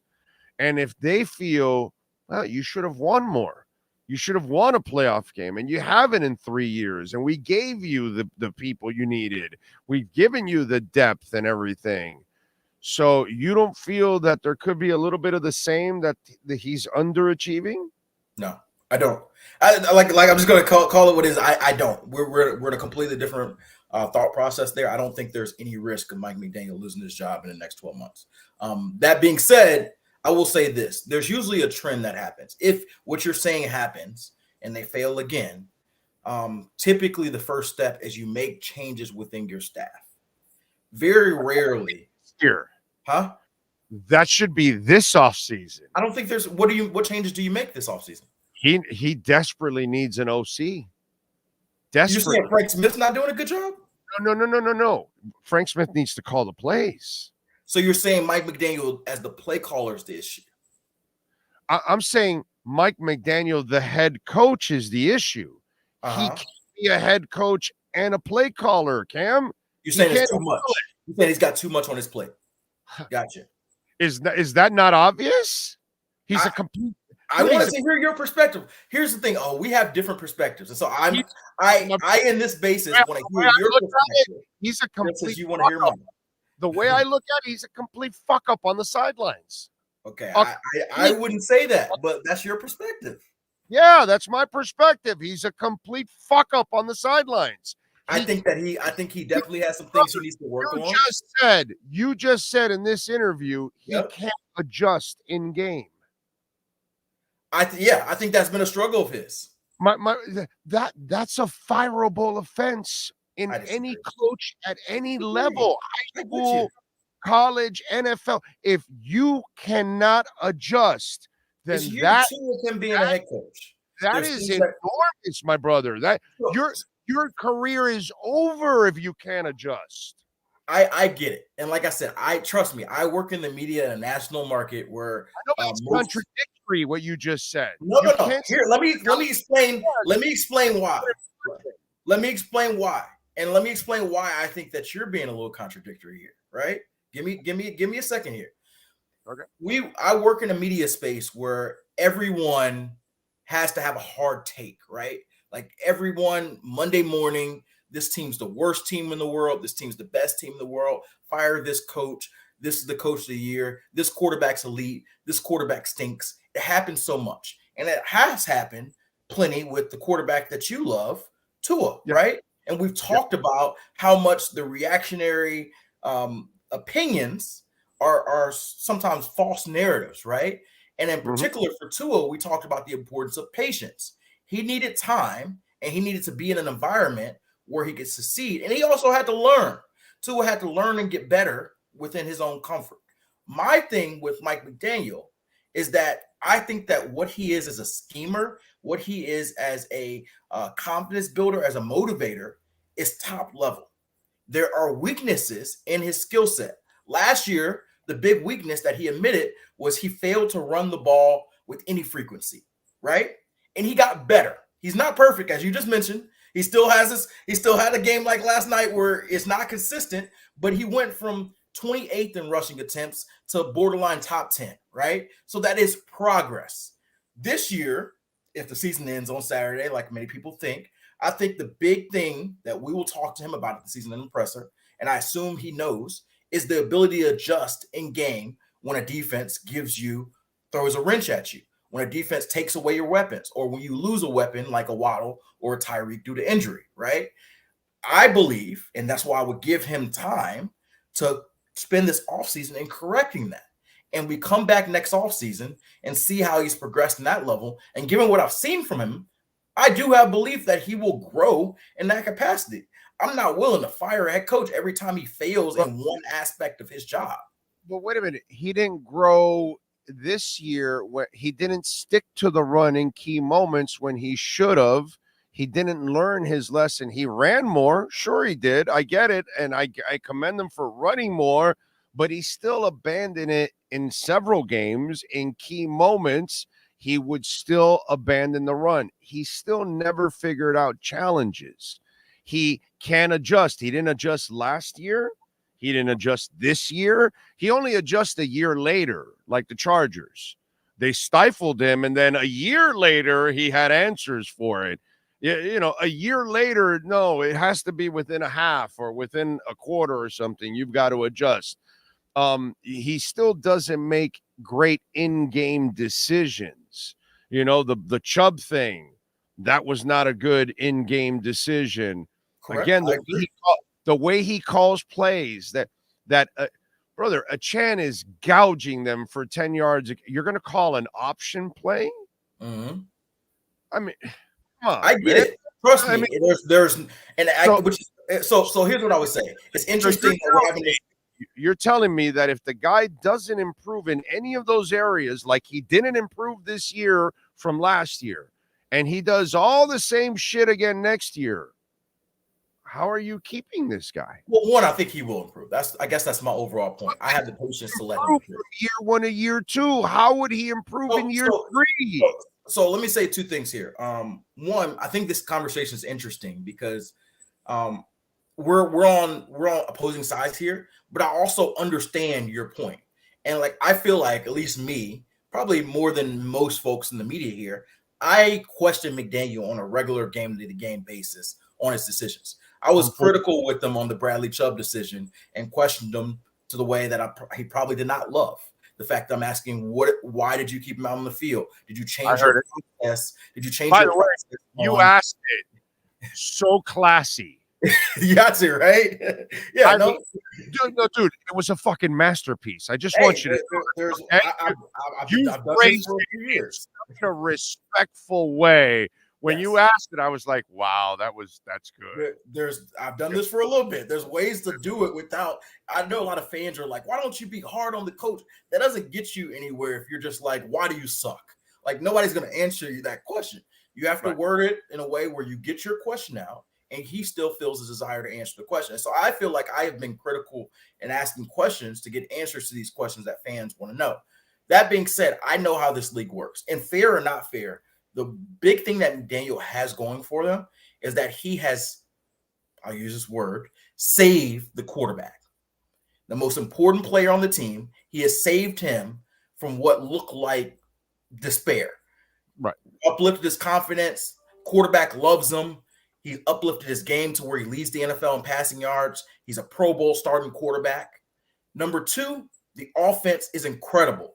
They are scoring 70 points. They're putting seats in the stands. They're a top talk item on every single talk show, right? These are things that don't get you playoff wins, but when you talk about ownership, the one thing they love and they will put up with is great offense.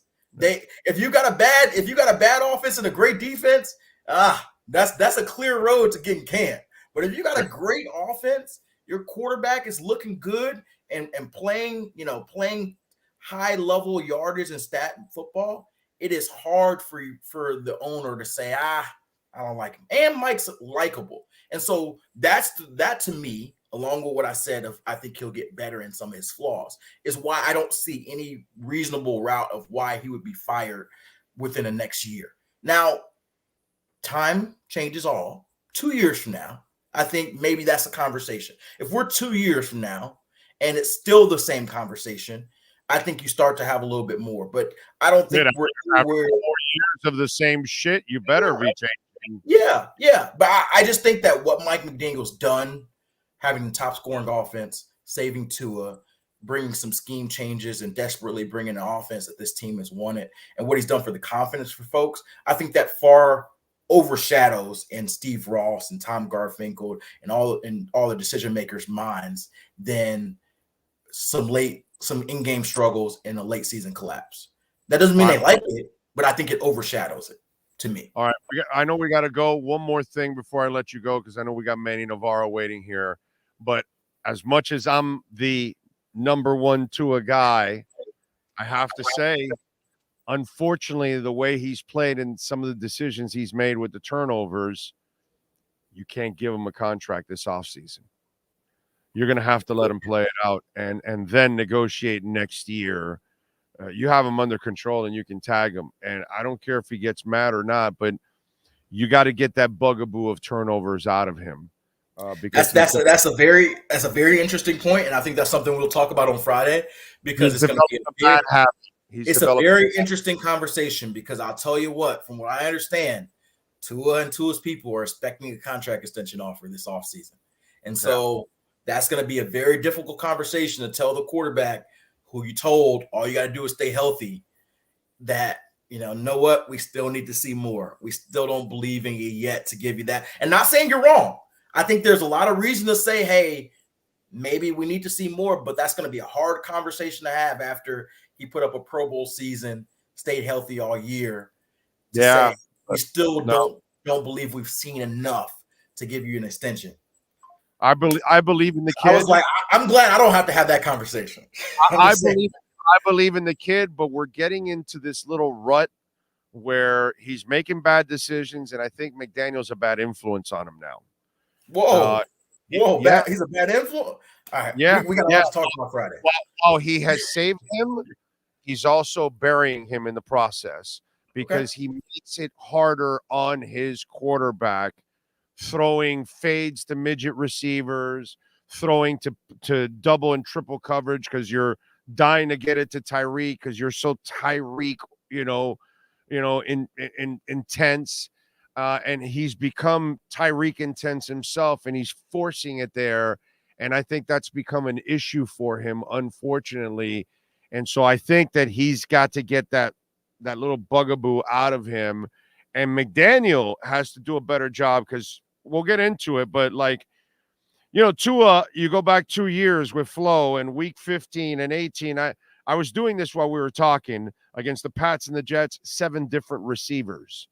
I needed to see variety. When he didn't even have an offense and offensive coordinators, he could spread the ball around. Here with this guy who's a genius, he doesn't spread it around enough, and they've got to do a better job. So we'll get into that on Friday. All right. Okay. All right.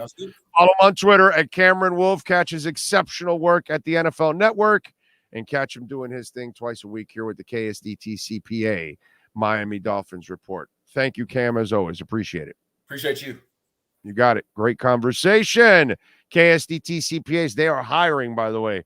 Dade, Broward, and Palm Beach. They've got offices there and an office now in Charlotte, North Carolina. Now, if you need your personal taxes, tax season, I saw where the IRS says it starts on the 29th.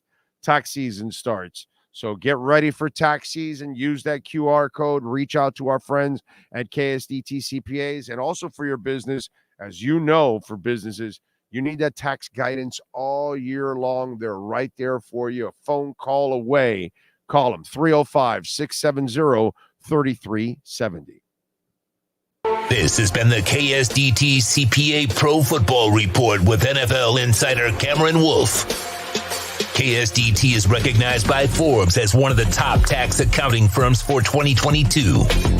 KSDT CPA is a full-service firm that also excels in crypto. Visit them at ksdtcpa.com or call 305-670-3370. All right.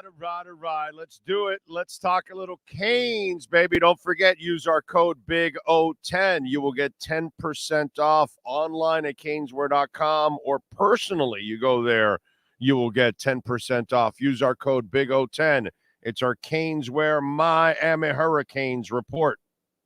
The viewpoints, statements, or beliefs expressed on the following program by the host, guests, or callers are not necessarily the opinions of FantasyXS.com, Media Group Inc., ownership, management, sponsors, or website.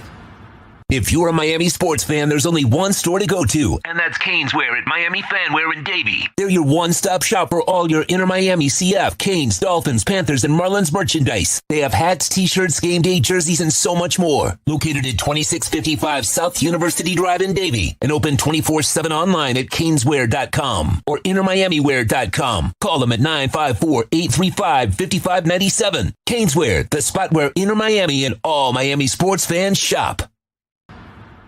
Time for Canes fans to get what they want. Information, insight, and perspective. It's the Caneswear Miami Hurricanes Report with Manny Navarro, exclusively on the Big O Radio Show. Here's Big O and insider Manny Navarro. All right. How you feeling, my man? Good morning, sir. Good morning to you, man. Just bummed like the rest of Miami about the way this Dolphin season ended, but outside of that, life is good. Ended? Yeah, it's already ended? To me, it's over. Oh, they're not. They're going up to freeze for 3.5 hours in Kansas City, brother. That's what's gonna happen. No, I picked the Dolphins in every game this year, so I was 11-5, just like them, except for this one. I picked Buffalo, and so I ended up with my 12th win. Not the Dolphins, but I ended up with my 12th win.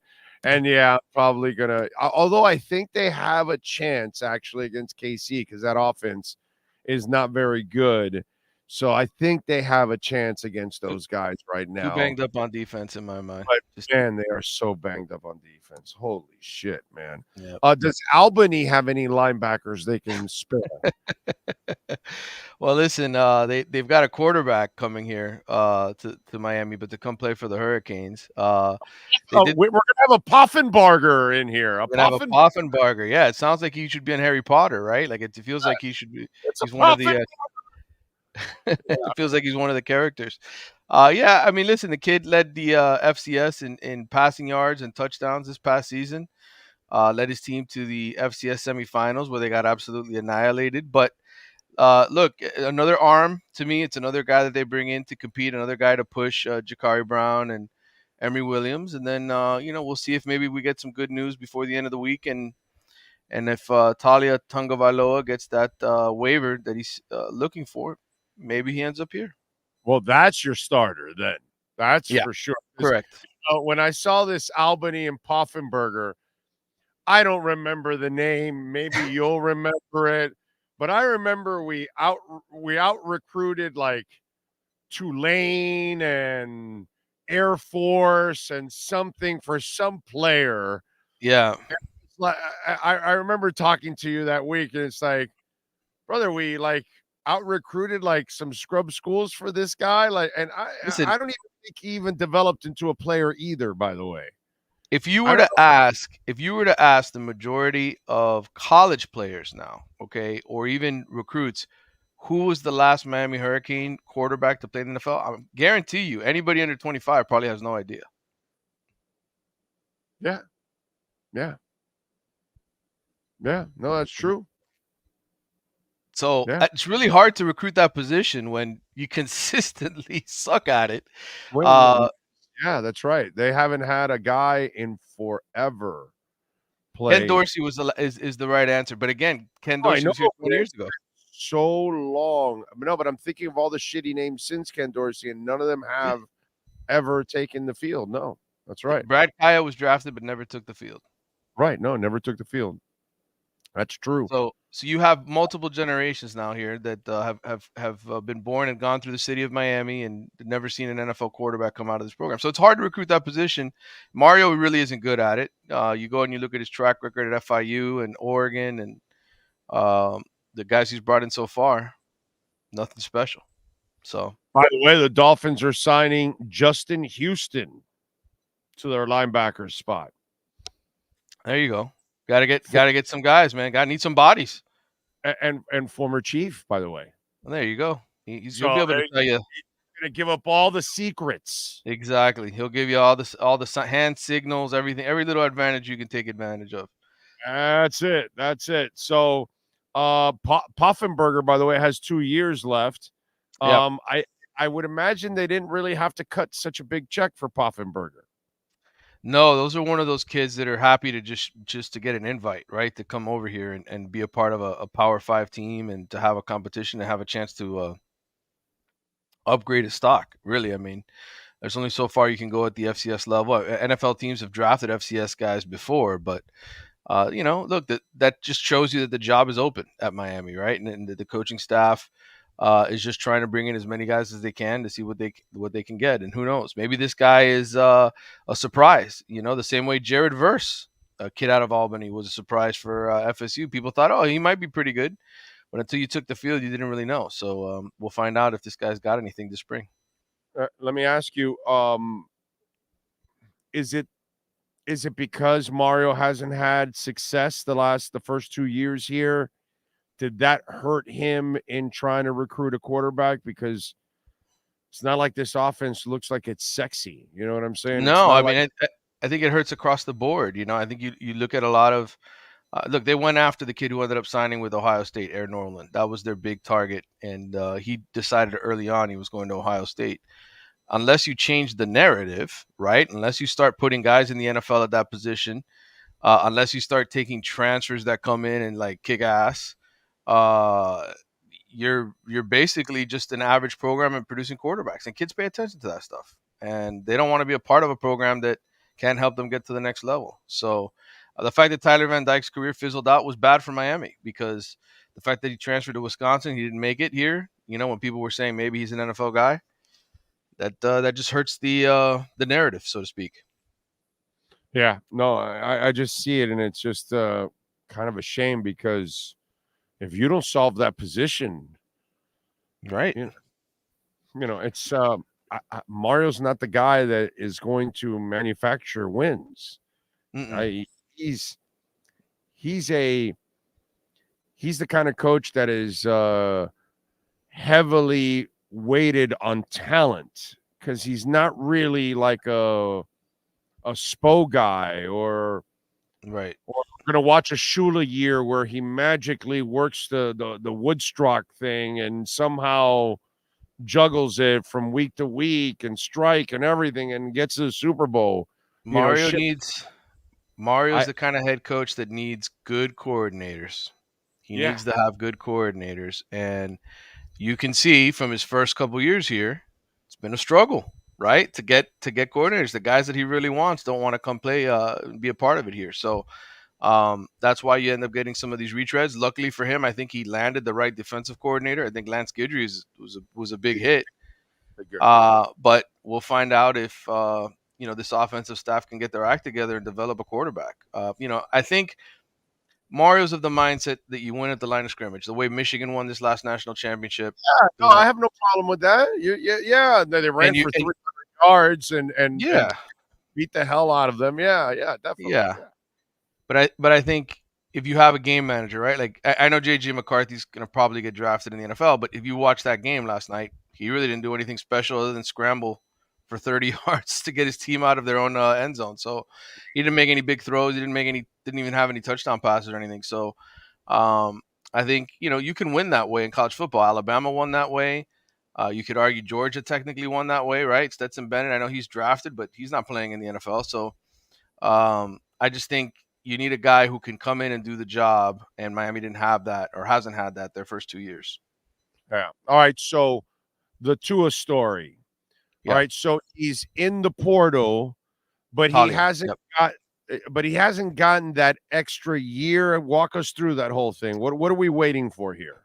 Yeah, he played 5 games as a true freshman at Alabama, which, if you know the rule with the NCAA, 4 years you can keep your red shirt. Not 4 years, 4 games you can keep a red shirt.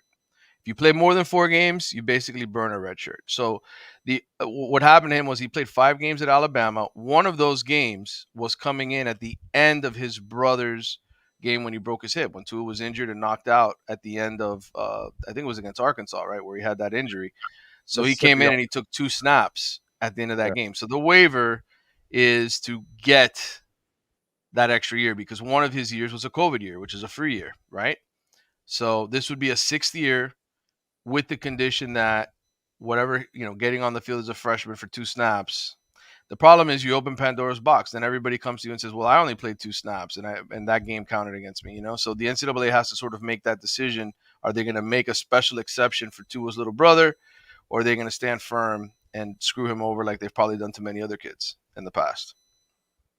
What have you been able to unearth? Have you even tried to unearth anything about this? What do you think?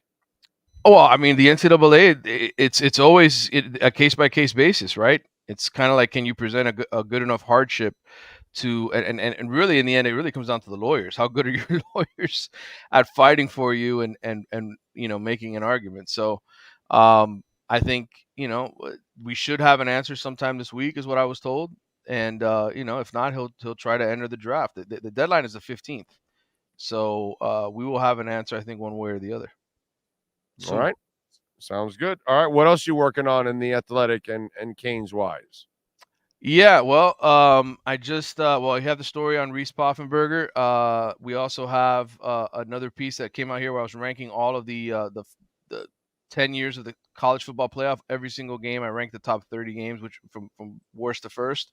And I have a mailbag where I'm answering a bunch of questions related to the Canes, Florida State, Florida, UCF, USF, all the state schools, recruiting, big picture type questions for all those programs. That'll be coming out later this week, a mailbag. So plenty to read at The Athletic. Follow him on Twitter at Manny_Navarro. Manny, as always, thank you, my brother. Appreciate you immensely. All right, brother. Good talking to you. Take care. You got it. There you go. Go to Caneswear, 2655 South University Drive in Davie. They've got practically anything and everything with a Canes logo on it. Use our code BIGO10. You will get 10% off anything that you buy there. So make sure. All right. Caneswear.com. Welcome to Caneswear. New store, new items, same great experience. Family owned and operated since 2010, Caneswear has the latest merchandise from the Miami Hurricanes, Miami Dolphins, Florida Panthers, Inter Miami CF, and more. Come visit us at our store in Davie on University Drive, just south of 595, or online at Caneswear.com. Caneswear, the spot Miami fans shop. All right. Let's see. So they're signing Justin Houston. I don't know what kind of shape he's in. He'll be motivated to play against Kansas City, his former team. He can help a little bit. They need anything. At this point, sign whatever you can and get a guy that's a former KC Chief, so you'll get a little motivation from him. Cash App or Venmo at Cash Big O Show. That is Cash Big O Show, Cash App or Venmo. You can also make a Bitcoin donation on Cash App or Venmo. And Joel Townley, thank you, sir, for the love on Cash App. For J-Town here, great discussion with Cam. Thank you. Appreciate you, sir. Thank you for listening. I found that weird, that Cam wouldn't fire him if the same stuff continues to happen. I think if the same stuff continues to happen, you will have to fire him next year, unfortunately. I don't want to fire him at all, but he's going to come back next year on some kind of a hot seat. I really believe that. I really do.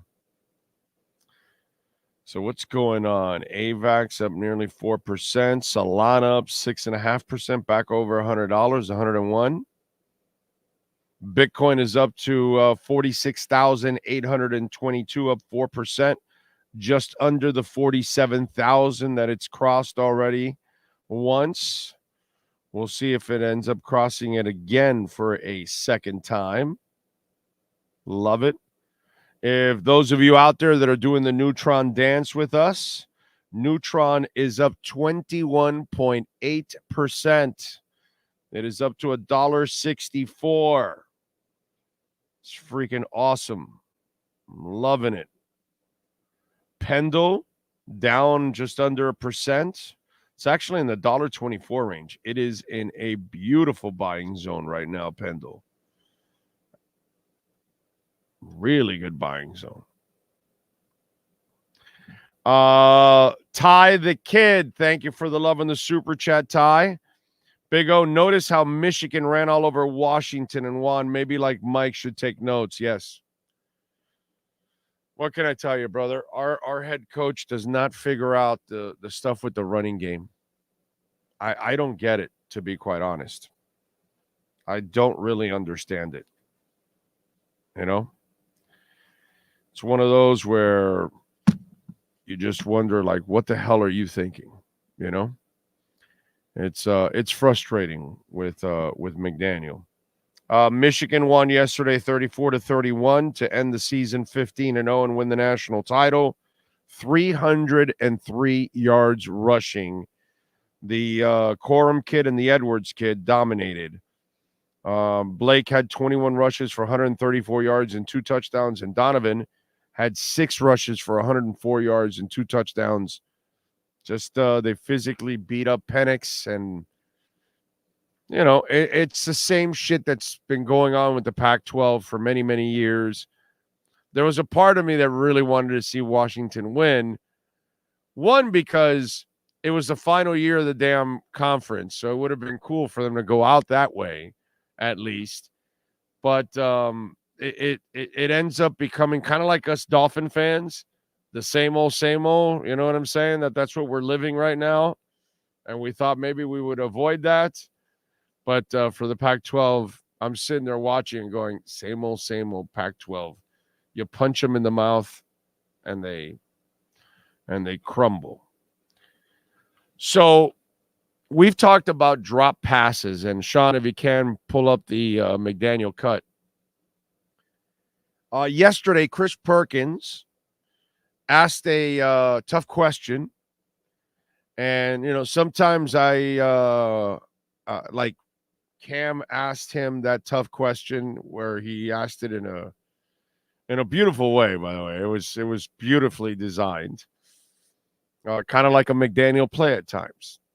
But Chris Perkins asked a question that a lot of us have been thinking and obviously talking about on this show since last year when we were talking about Waddle having too many drops, which he continues to have too many drops. Last year, too many drops. This year, too many drops. And Tyreek also is the same thing. Too many drops and too many drop touchdowns also. So finally, somebody asked McDaniel the question about, Tyreek and the drops. So there's 300 people watching on the chat board right now, okay? I want you all to give me in 1 or 3 or 8 words, okay? I don't need a whole paragraph. I want your reaction, okay? Listen to Chris Perkins from the Sun Sentinel ask the question, and then how Mr. McDaniel handles it and answers it. Fire away, Sean. Tyreek, we know he's having an MVP caliber season. He's also had some big drops in some of the biggest games. I know he's very prideful, one of the best receivers in the league. Do you talk to him about the drops, or do you just rely on his professionalism to get it corrected? I think when you're a player of his caliber that our team depends on so much, that can be a little misleading in terms of, he gets a ton of targets, and when we go to him in high stakes situations, it's not like he's just gliding in open field. They're pretty contested, and he's proven time and time again why we continue to go to him. There's 0 people, including myself, that are concerned about a pattern of whatever. There's individual plays. He has a high expectation to literally make every play, and in that process, there's no such thing as a 100% shooter. Okay. I don't expect him to be critical of any player publicly. I don't expect him to trash a player publicly, but you basically told me nothing. You could tell me what you thought about all that, but misleading because he gets a ton of targets, yeah, that doesn't matter. Then don't give him a ton of targets because he can't handle it, because he's dropping key passes and key scores. He is deciding games. So while he's helping you win, he's also helping you lose. And he's talking about that a lot of them are contested. Well, then don't do it. That's kind of what we've been talking about. Maybe if they're contested, someone else is open. Math says if there's 2 or 3 people around Tyreek, somebody's got to be open. And 0 concerns. Anybody believe that? Or you think that's true? How can you have 0 concerns about Waddle and Tyreek when it comes to catching the football? That's, to me, I saw that in the press conference yesterday. And kudos, by the way, to Chris Perkins asking the stuff that needs to be asked. It is baffling to me. But, maybe that's why it continues. Maybe that's why we have all these drops. because the coach really doesn't put any kind of urgency to it. Zero concerns. What do you think? No. Nope. You call them out for the drop, says Giovanni. Yeah, some of them were wide open. You are correct. Time served. True Fin Fan goes, Daniel goes, asleep. Honestly, sounds like deflecting the question. That's what he's doing. He's just giving you cliches and general answers, and that's it, to stay away from it. He's in denial. Great question by Perkins. McDaniel uses a million words to say nothing.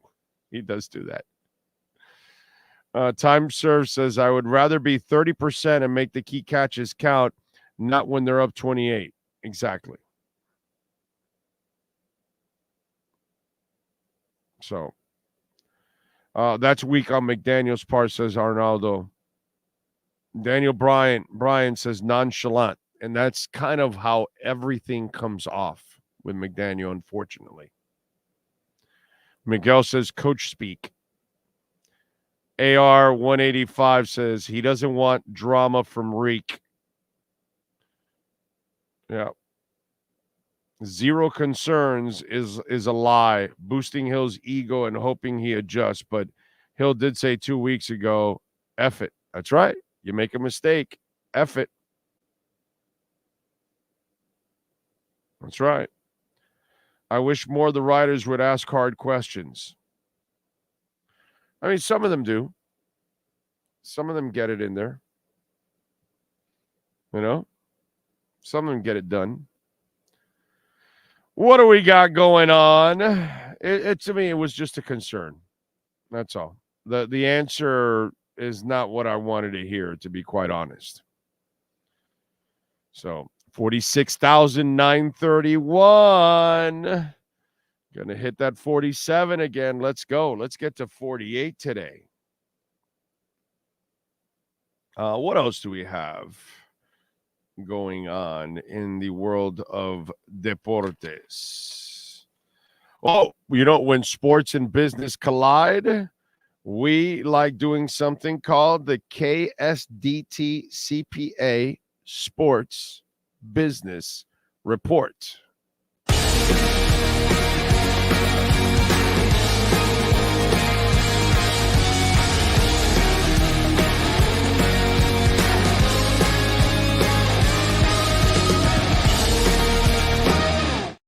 All right. The news is not good for Nike, I guess. Tiger Woods' 27-year partnership with Nike has come to an end. The superstar golfer announced news on Monday. Phil Knight's passion and vision brought this Nike and Nike Golf partnership together, and I want to personally thank him, along with the Nike employees and incredible athletes I've had the pleasure to work with along the way. Woods' longtime agent Mark Steinberg told CNBC that the golfer made a business decision not to renew with Nike. The announcement came months after speculation that the two would break up. Nike confirmed the news on Instagram with a picture of Woods in his iconic red polo, saying, "It was a hell of a run." In a statement, the company said, "For 27 years, we've had the honor to partner with Tiger Woods, one of the greatest athletes the world has ever seen. Throughout the course of our partnership, we have witnessed, along with the rest of the world, how Tiger not only redefined the sport of golf, but broke barriers for all of the sport. We watched him set records, challenge conventional thinking, and inspire generations of people around the globe. We are grateful to have been part of it. We wish him the best in the future. There's no words yet on Woods' plan for the future endorsement deal, but he said on social media there will certainly be another chapter." Some recent speculation about Woods' next chapter have pointed to On Running, the Swiss brand that tennis great Roger Federer joined in 2019 after he left Nike. Mark Maurer, the CEO of On Running, addressed the speculation on Monday at the ICR conference in Orlando. "We also heard the rumors, so it's also interesting what's out there. We hope that Tiger finds a great new partner, and it's not going to be us," he said. So, golf club and equipment maker TaylorMade, which Woods 48 has used since 2017, could be another potential landing spot. How come? Let me ask you something. Why doesn't he just do his own? He's Tiger Woods. Just do his own, bro. Do you think it would not fly? Would a Tiger Woods brand not sell? I think it would, right? I think a lot of people would buy a Tiger Woods brand. He should just be himself, dude. I think he'd make a boatload of money that way. Thank you, NorCal. You liked the segment with Cam? Thank you. He was terrific, as always. Big O, hear me out. Thank God for the Heat and the Panthers. Yes, sir. Yes, sir. Thank God. And Inter Miami now. Because Inter Miami's got one hell of a team now, too. We should have one hell of a soccer season now. It's not going to be all bunched up into a couple of games in the back end of the season because we just squeezed everybody in at the last moment. Now we've got a whole season and spread out, and I'm sure the MLS Cup will be the priority this year, so they'll pace him differently, I would imagine. So, yes, you are correct. Heat, Panthers, and Inter Miami, because those are the teams ready to win and win, big, if anything. I don't know about a championship, but, Inter should be ready for a championship. Panthers could do it. I mean, the Heat shock us and get there. I still don't think that they can win it because they never got that other star. But with Spo, you never know, dude. You never know. Let's see. When I saw him talking to Tua on the phone in the plane, I cringed hard. However, I said, maybe it'll work. At this point, my maybe has turned into a no. Sucks when I feel this way. I'm not ready yet. I'm not happy with the coach. I'm going to give him next year, but by the end of next year, if the same kind of shit's going on, I'm probably going to tell you, you're probably going to need to make a change. Are golfers athletes? Yeah, that's always been the thing. You know what I mean? Because people look at hitting a golf ball like a skill, not necessarily an athlete. So, that's kind of why. Hear me out, Big O. Can you get Bitcoin with the likeness of Elizabeth Warren on it and maybe Bono on the other side? I'll take 13 for a dozen.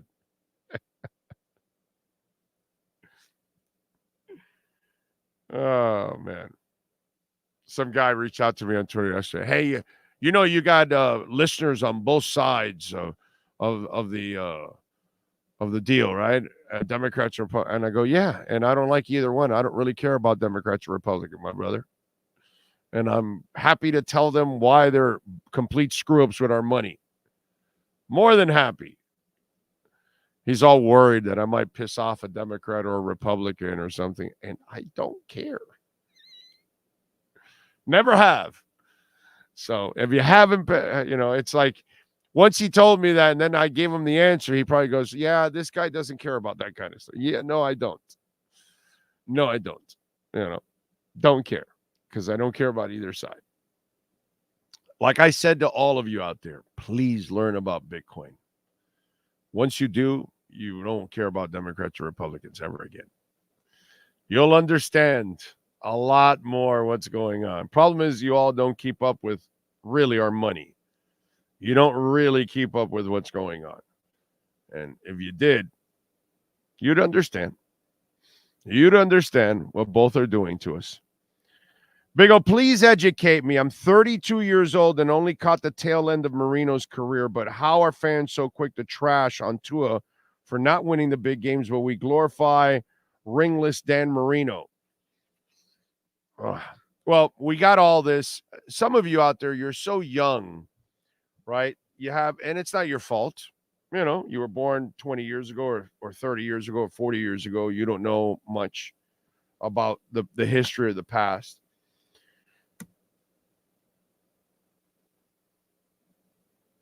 Marino got to a Super Bowl.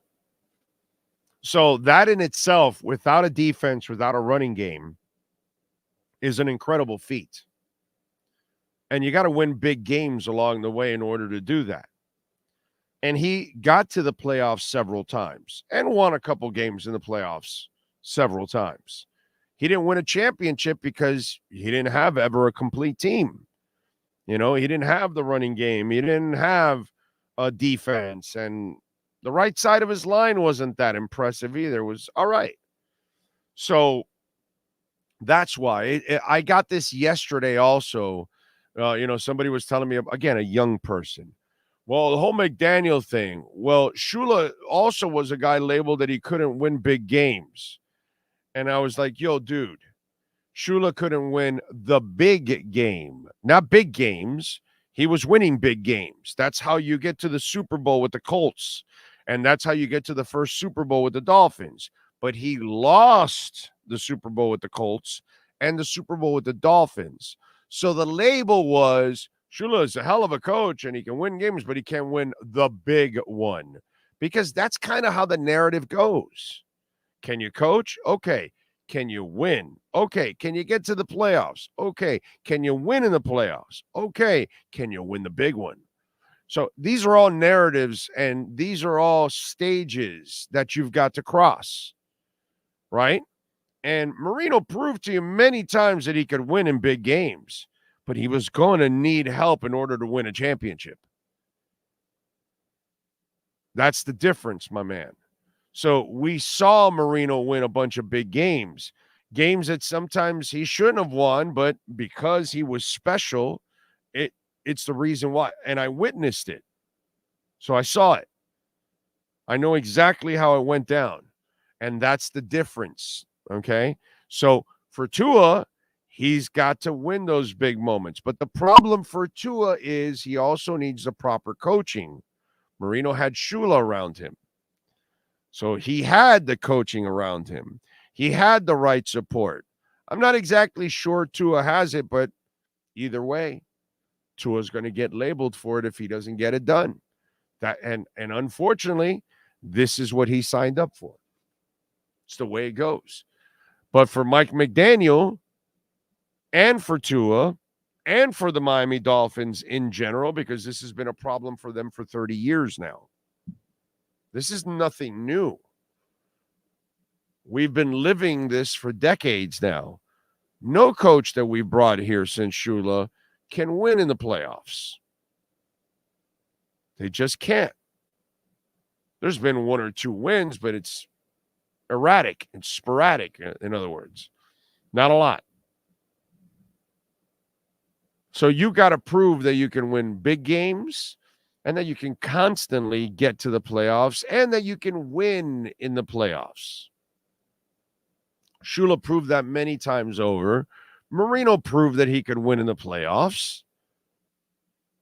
But Marino wasn't going to win a title all by himself because in football, that just does not happen. You need help from other places and other phases. That's just the way it is. So when we start comparing, let's, make sure that we know what we're talking about. You know what I mean? So when you tell me, oh, well, Shula wasn't winning big games. No. Shula was always winning big games. His thing was, at the beginning of his career, was the big game. Because that's what got away from him the first two times. And as for Marino, we saw him win lots of games. He just could never win a title because he never had a title team. Marino never had a team around him that you can say, this is a Super Bowl worthy team. Just never really happened. Even in the early 90s when they had a pretty good team, the Bills were way better. Just way better. Sad, but that's the truth. So tell that young viewer that Marino would win games if it took 30 to 40 points to do it. He played great and won games against great teams too. Also, he was consistent every year, no matter the wide receivers. That's true. That's true. Marino's special, man. Marino was a special player, dude. So he won't be on the hot seat, Big O. Stop it. That's all right, bro.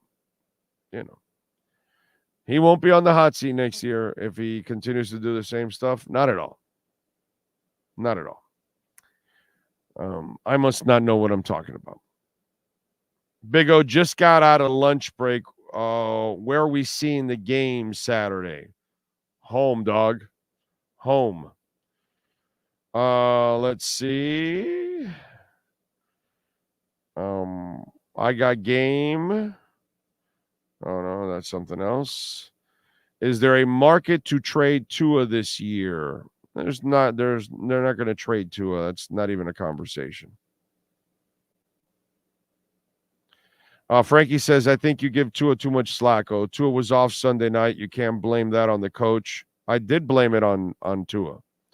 Running the ball, etc. I get you, but when you want to, but when you believe you have a franchise QB, you put the ball on him. Well, so what's been going on the last few weeks with the Buffalo Bills? Because I'll read you the stats. It isn't Josh Allen that's carrying them. That was kind of the idea. They said, yeah, you know what we got to do with Josh? Less passing, more running, and then we'll be better off. You know? So in their case, with their franchise, even against the Dolphins, we're like, yeah, we need to pass less. We're turning over the ball in the first half. Let's get to the run game a little bit more. Listen, I get what you're trying to say. So let me ask you something, Frankie. I don't know. How come Mahomes isn't carrying the Chiefs, bro? You tell me. How come Mahomes isn't killing it this year like he does in the past? Well, why do you think is that? I mean, he's such a great quarterback. He should be lifting that whole team all by his lonesome. How come he's not doing it, bro? How come they're a bottom ringer playoff team this year? How come their offense looks like shit? Is it Mahomes then? Is that what we're going to do? Or maybe it's has zero to do with Mahomes? That the people around him aren't good enough right now? So sometimes the people around you aren't good enough, like the Flo years. And sometimes you also have a coach that really is not putting you in the best positions possible. And that's why I am blaming what on Tua? His decision-making. Because if the coach is now putting you in a position that it's not favorable, you need to start changing that because it's not making you look good. And I killed Tua for that interception to end the game. That has nothing to do with McDaniel. But in a way, it's kind of what he has developed into lately, that he has a tendency of making bad decisions. And I've been saying that. Doesn't mean I gave up on Tua. Not even close. I still believe he is a stud quarterback and an elite passer. But you got to do things the right way. And part of it is running your offense the right way. And you've got to learn how to run the ball more. You've got to learn how to spread the ball more. That's what I was doing when I was talking to, because one of the things I wanted to get to Cam was there are times where you're just so heavy on two receivers and you're not spreading it out. And I went back to look at the last Flo year, and I started to pick on some of these wins, and I go in there and I see 7 receivers. And so when Tua didn't have a real coordinator, he was spreading the ball around. And he didn't have a line. He didn't have a running game. He didn't have time to throw, and he was spreading the ball around. How come he doesn't spread the ball around as much with Mike McDaniel? Frankie, why? Why is that? Why is it with the shitty offensive coordinators, he was spreading the ball around? With this offensive coordinator, he doesn't spread the ball around nearly as much. I wonder why. Is that healthy? Because I don't think it is. Is it healthy for your quarterback to give up on the run? I don't think so. Is it healthy for your quarterback to keep throwing fades to Tyreek Hill in the end zone? I don't think so. You know what I'm saying? So there are things. Is it healthy for your quarterback to have Jeff Wilson running for a pass in traffic? Is that healthy for your quarterback? So yes, I am a Tua believer. Yes, I have not given up on Tua whatsoever. I have not wavered whatsoever on Tua. Okay. Has he screwed up on his own? Hell yeah. He's making some bad decisions. Is the coach helping him out? No, he's not. He's not complimenting his quarterback. He's counterproductive at times with his quarterback, with his offense, with his team. This is not a Tua thing. This is an I think I explained this already in the first hour. Okay. He's not complimenting his team. I'm talking about the coach. He's hurting his team on a consistent basis with his decisions in game, which are pretty bad. So that's where I'm coming from. Let's see. Crema de la Clutch Exotics. Oh, I think Tua needs to control his own destiny and run the play he thinks will work best once on the field. If he fails, it shouldn't be because of McD. Well, not all the time, but I think at times he needs to maybe change some things up. Big O, did you see the Joe Shad tweet? Dying to go to Arrowhead, but the weather's terrible. Rather see it on my couch. Get to have my own food. Put the game on pause for bathroom breaks. Well, that's always the best way to do it. You get more done watching it on television than you are in person. You don't really see it as well in person. You don't get to pause. You don't get to rewind. It's better. Sneak Attack says, oh, Neutron has an all-new, all-time high again. Really happy I invested into it. Good for you, man. Good for you. Good for you. We'll be close to doubling our money if you got into that 97, 98, 99 range. Witchy Poo McDaniel zapped Jimmy Tua. Now he starts singing, I'm a mechanical boy, I'm a mechanical toy. Puffin stuff. HR, puffin stuff. The question is, can Tua change the play at the line? Why not? He knows the playbook. He's got it all here. He says, hey, guys, let's do this instead. Or, hey, guys, just let's do this. You don't have to say it instead. They don't even know. That's kind of what I would do. I'm just saying.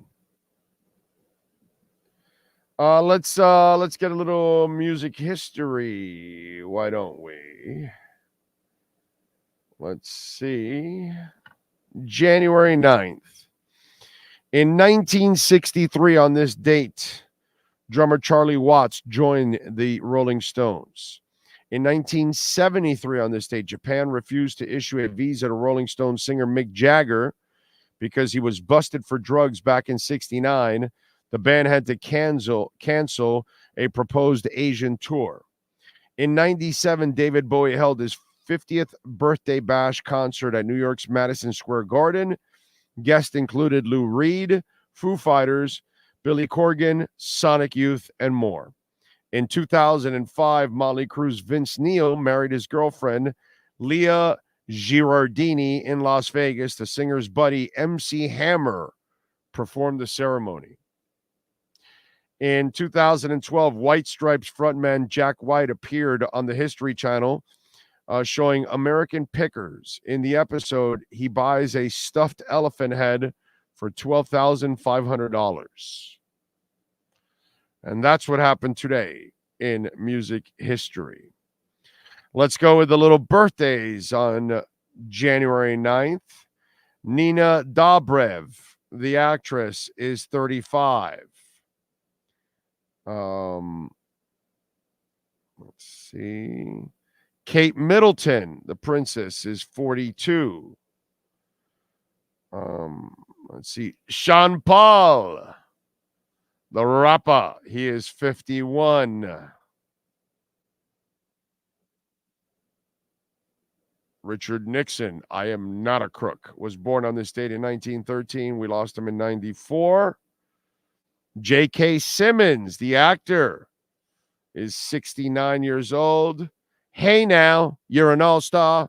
Steve Harwell, we just lost him in 2023, was born on this date in 1967. David Johansen, we gotta get out of this place. I know it's the Animals, but he did a very good version of that with his band. David Johansen is 74.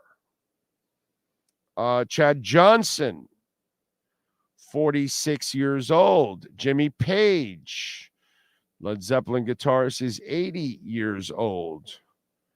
Rodrigo, soccer player, is 23. AJ McLean, Backstreet Boy, is 46. Who else is on this list worthy of mentioning?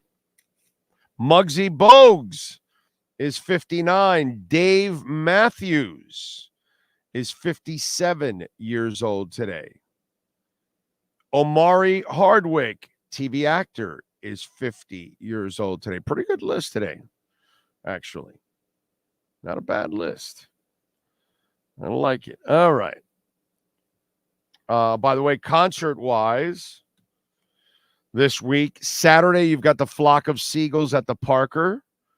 For you older folks like myself and a little older, if you want to get one of the classic crooners of all time, Johnny Mathis, is in town at the Kravis Center, West Palm Beach, on Saturday.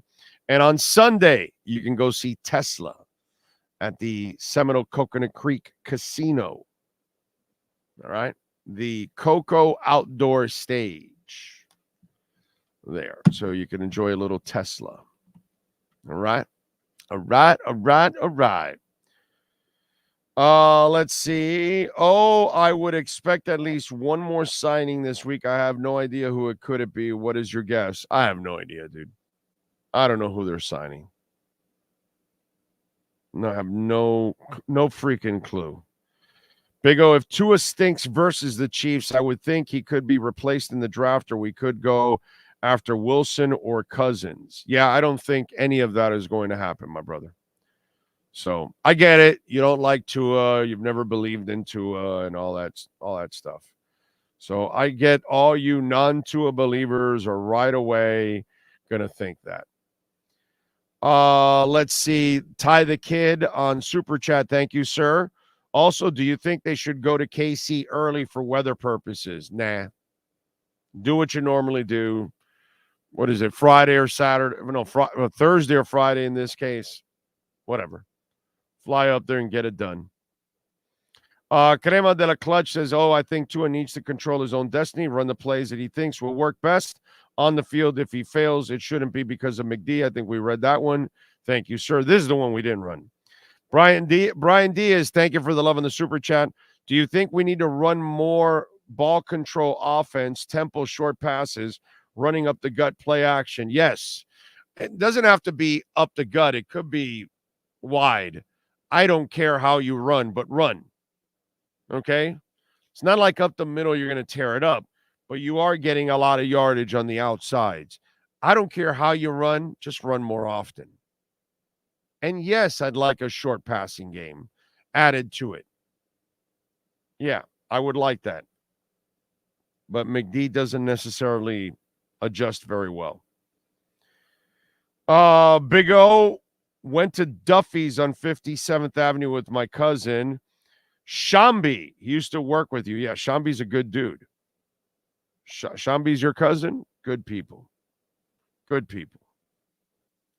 John Wayne's 45. Big O, would this be the Dolphins' biggest choke job? I can't seem to remember a better situation for winning the division and letting it slip away. This is one of those, one of many choke jobs by the Dolphins. No doubt.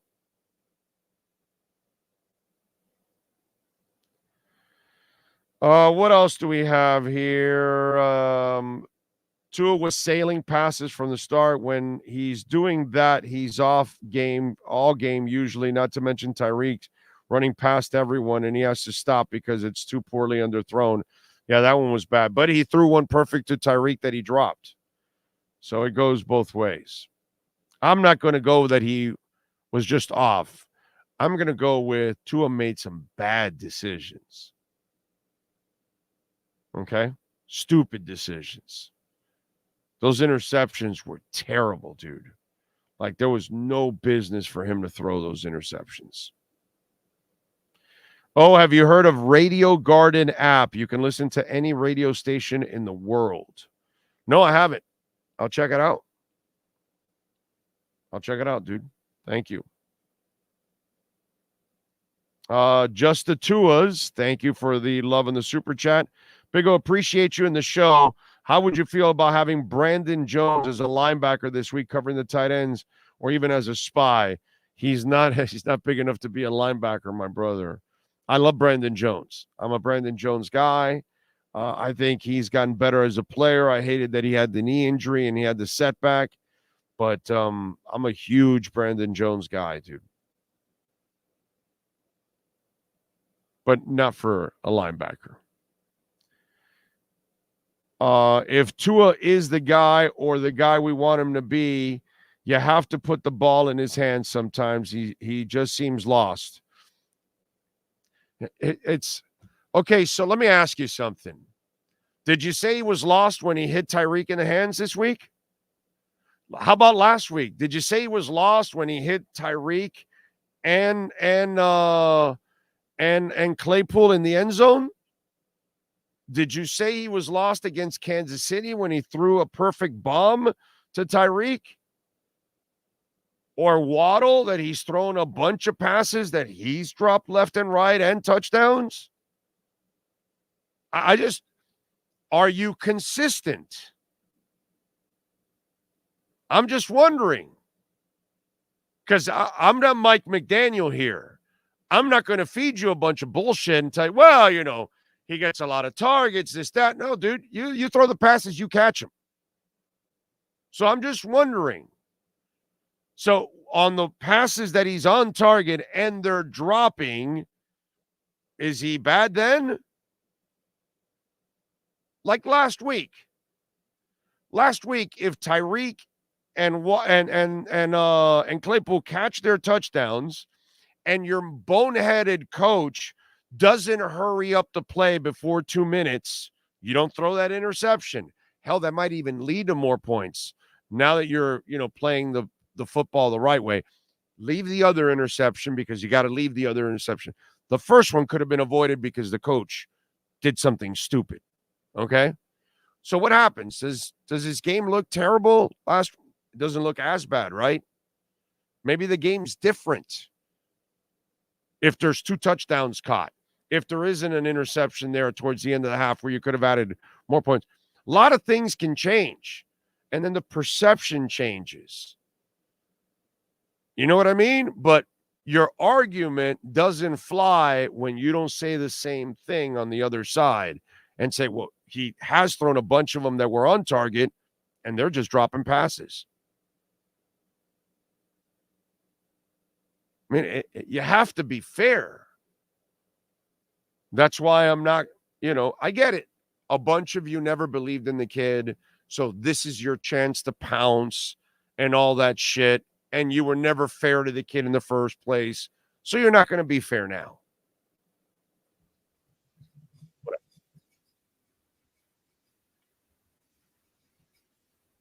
Big O, Mike Vrabel. No way. They fired Mike Vrabel? That's why I just popped in. Adam Schefter, Titans fired head coach Mike Vrabel per sources from Adam Schefter. I even checked to make sure there was no 2 E's, made sure it's the real Adam Schefter. I can't believe that one. But.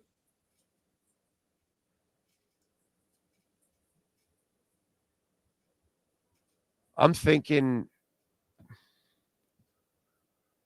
they freeing him up for the Patriots? No. They would have traded him to get compensation.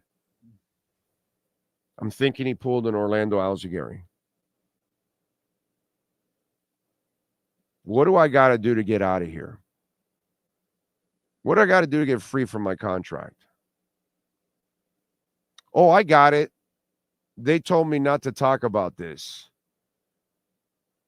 That's exactly what I'll do. And here I am. And so I'm wondering, because you're stupid if you fire Mike Vrabel. I'm just saying. Easily one of the 10 best coaches in the NFL. Easily. It's not, I'm not even, that's not up for argument. Okay? Easily one of the 10. You might even say 5. He is one of the best coaches in the NFL. Bar none.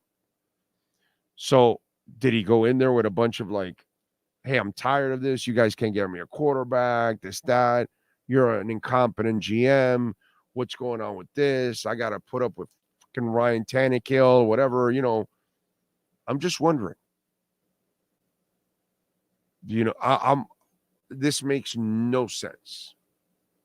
I'm a Titans fan. Brother, I'm doing radio in Tennessee, and the Titans organization is about to get fried. I'm about to blow up the Titans organization.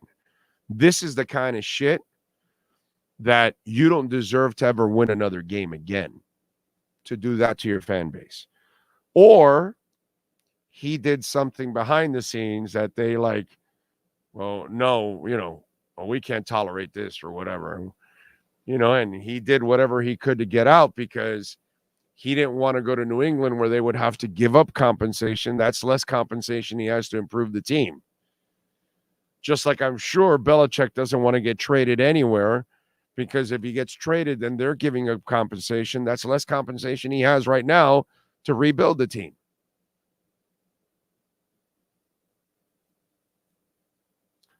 It's the only thing that kind of makes sense to me. So what have they said anything?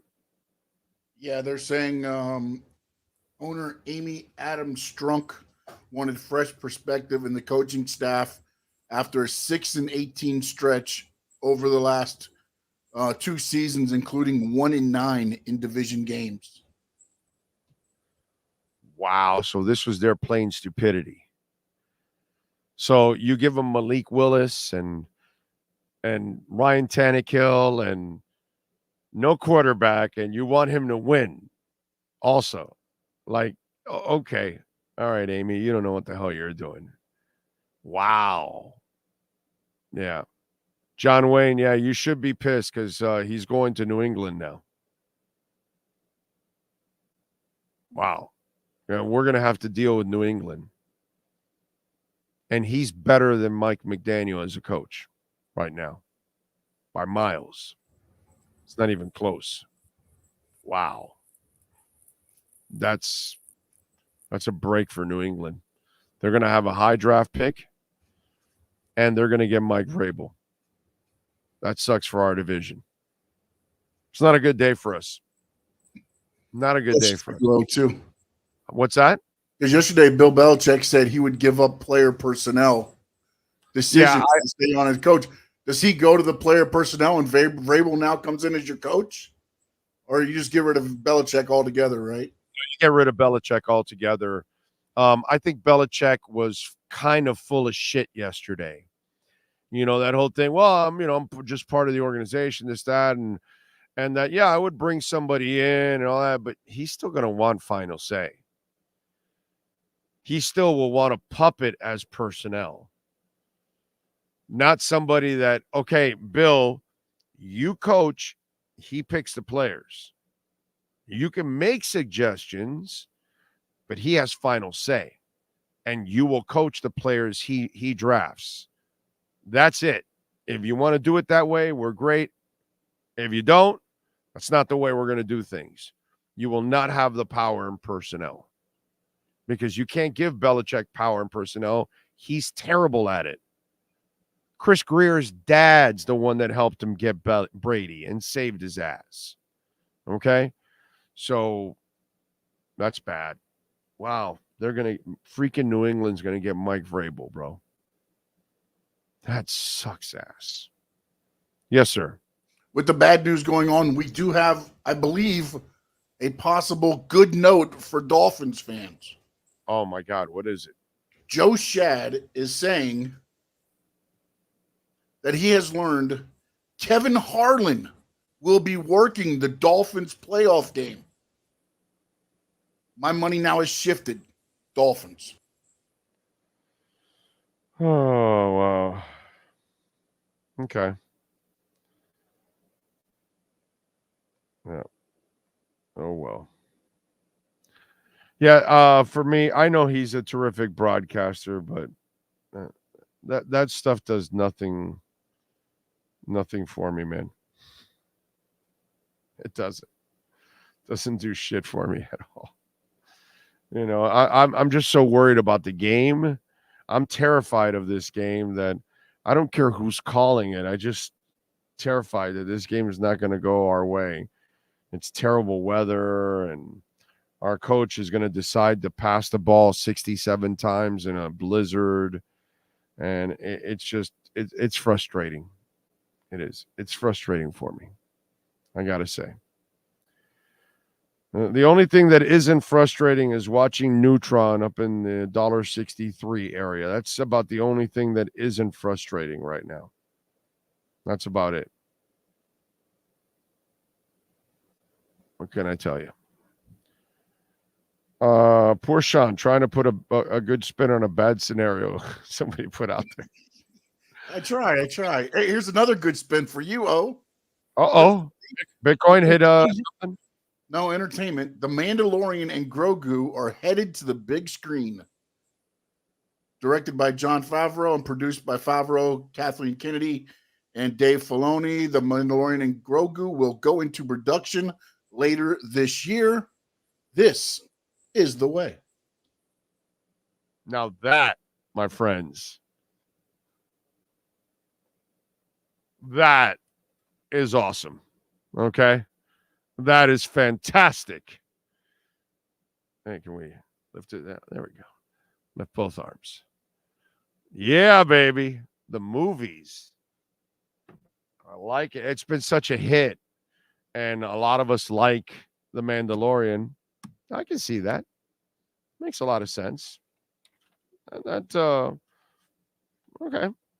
Good shit. Top Gun indoor range, folks. We're going to have a shooting contest on Wednesday, the 31st. We'll be there, I believe, next Wednesday, correct, Sean? Broadcasting live, if I'm correct. We'll be broadcasting live next Wednesday. So we'll have some fun there at Top Gun. And we're going to have our shooting contest the last day of the month. It's a Wednesday at 7 o'clock, January 31st. Make your plans. Join us there at Top Gun. Bring your gun. We'll have a couple there that we'll have for shooting purposes for the contest. I'm gonna bring my 9mm for sure. But Top Gun indoor range, man, I'm telling you, it is a huge facility. It is beautiful. It's got all kinds of goodies in there. And by the way, not only is it a great gun range, but it also is the only indoor public archery range in Dade County. They've been around for 4 years. They've got state-of-the-art air quality and targeting systems. It's not like some clothespin and the thing is just like floating back there and moving around and all that. And no, dude, that thing is straight and held back on corners and everything. It looks great. They've got self-defense classes for the ladies. Guys, you know how to work your weapons, right? But the ladies, sometimes they don't. You should train them. And sometimes they're alone at the house and you just never know. They have self-defense classes for the ladies, from basic pistol to concealed weapons courses. And guess what? Also available in Spanish. Go to Top Gun Indoor Range, 12015 Southwest 114th Place. Go check it out in Miami. It's right off the Turnpike and 120th. It's right there, man. Right behind a little shopping center. You're going to see a strip shopping center there where Odyssey Arcade is at. I was there a couple days ago at Odyssey Arcade over the weekend with the wife. Pretty cool. They sell the Trooper beer there from Iron Maiden at Odyssey Arcade. So you can have a Trooper beer while you're playing an arcade. That is freaking awesome. Put it up on top of the Donkey Kong, and then you play just like if you were back in the skating rink back in the day.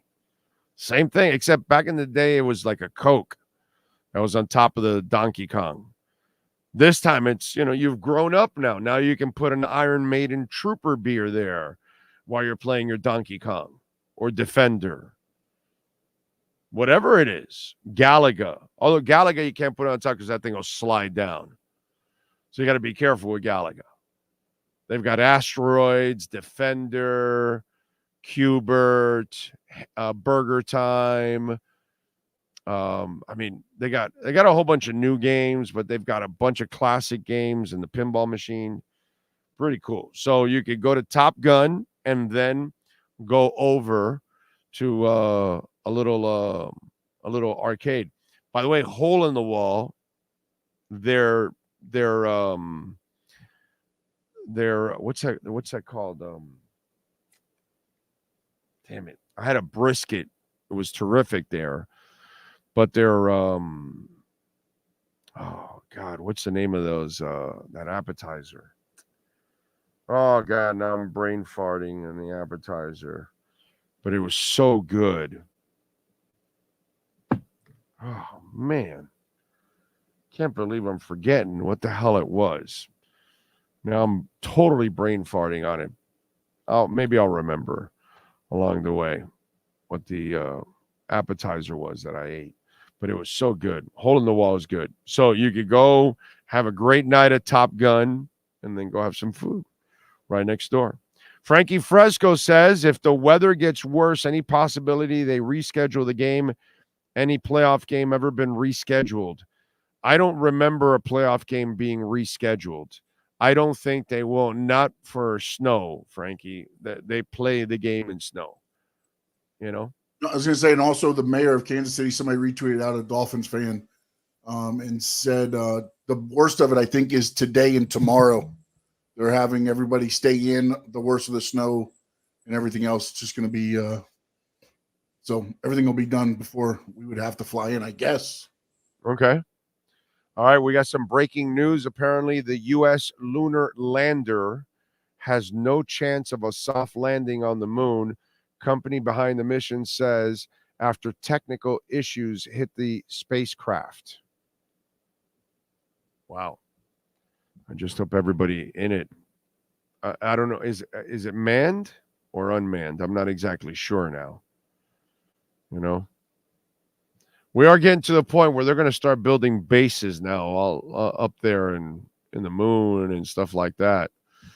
So we're getting there. I mean, I probably won't be around for it, but 20, 30 years from now, you're going to have a colony of people up there for sure. Obviously, there'll be scientists, and it won't be regular slapdicks like us, but it'll be, important people up there that are going to be doing some serious work up there, obviously, and trying to find minerals and resources in these other places that you won't be able to find here. And obviously you can hopefully try to better our world and that kind of stuff. So you can see that.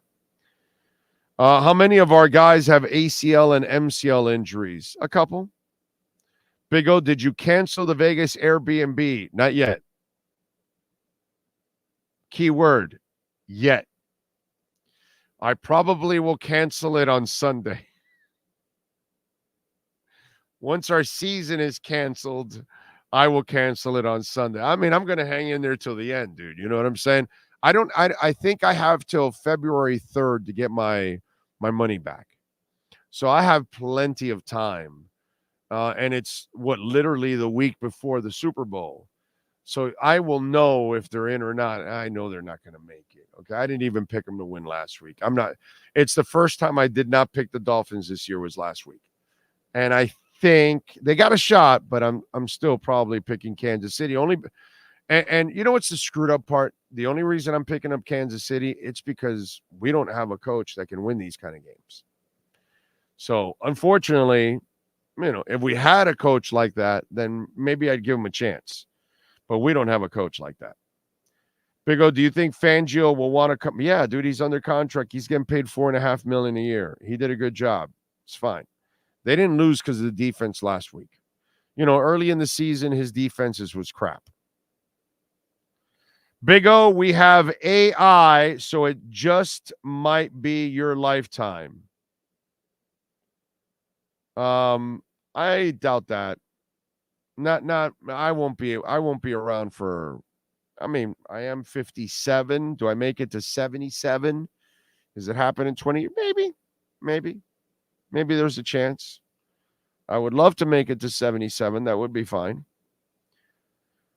Dude, did you go to the Rime of the Ancient Mariner tour in the 80s? Of course I did. Of course. That was the Power Slave tour, by the way. Yes, sir. That was a badass production. Whole stage was moving like a ship. Yes, sir. I was there. Big O, you hear about the new restaurant on the moon? Great food, but no atmosphere. There you go. Big O, the ultimate optimist. No, I'm just going to hold out a little hope, dude. I know they're not making it to the Super Bowl. I don't even think they're winning this week, but I'm not going to cancel my Airbnb until I know they're not going for sure. Stranger things have happened. Do I think it's going to happen? Hell's to the no. But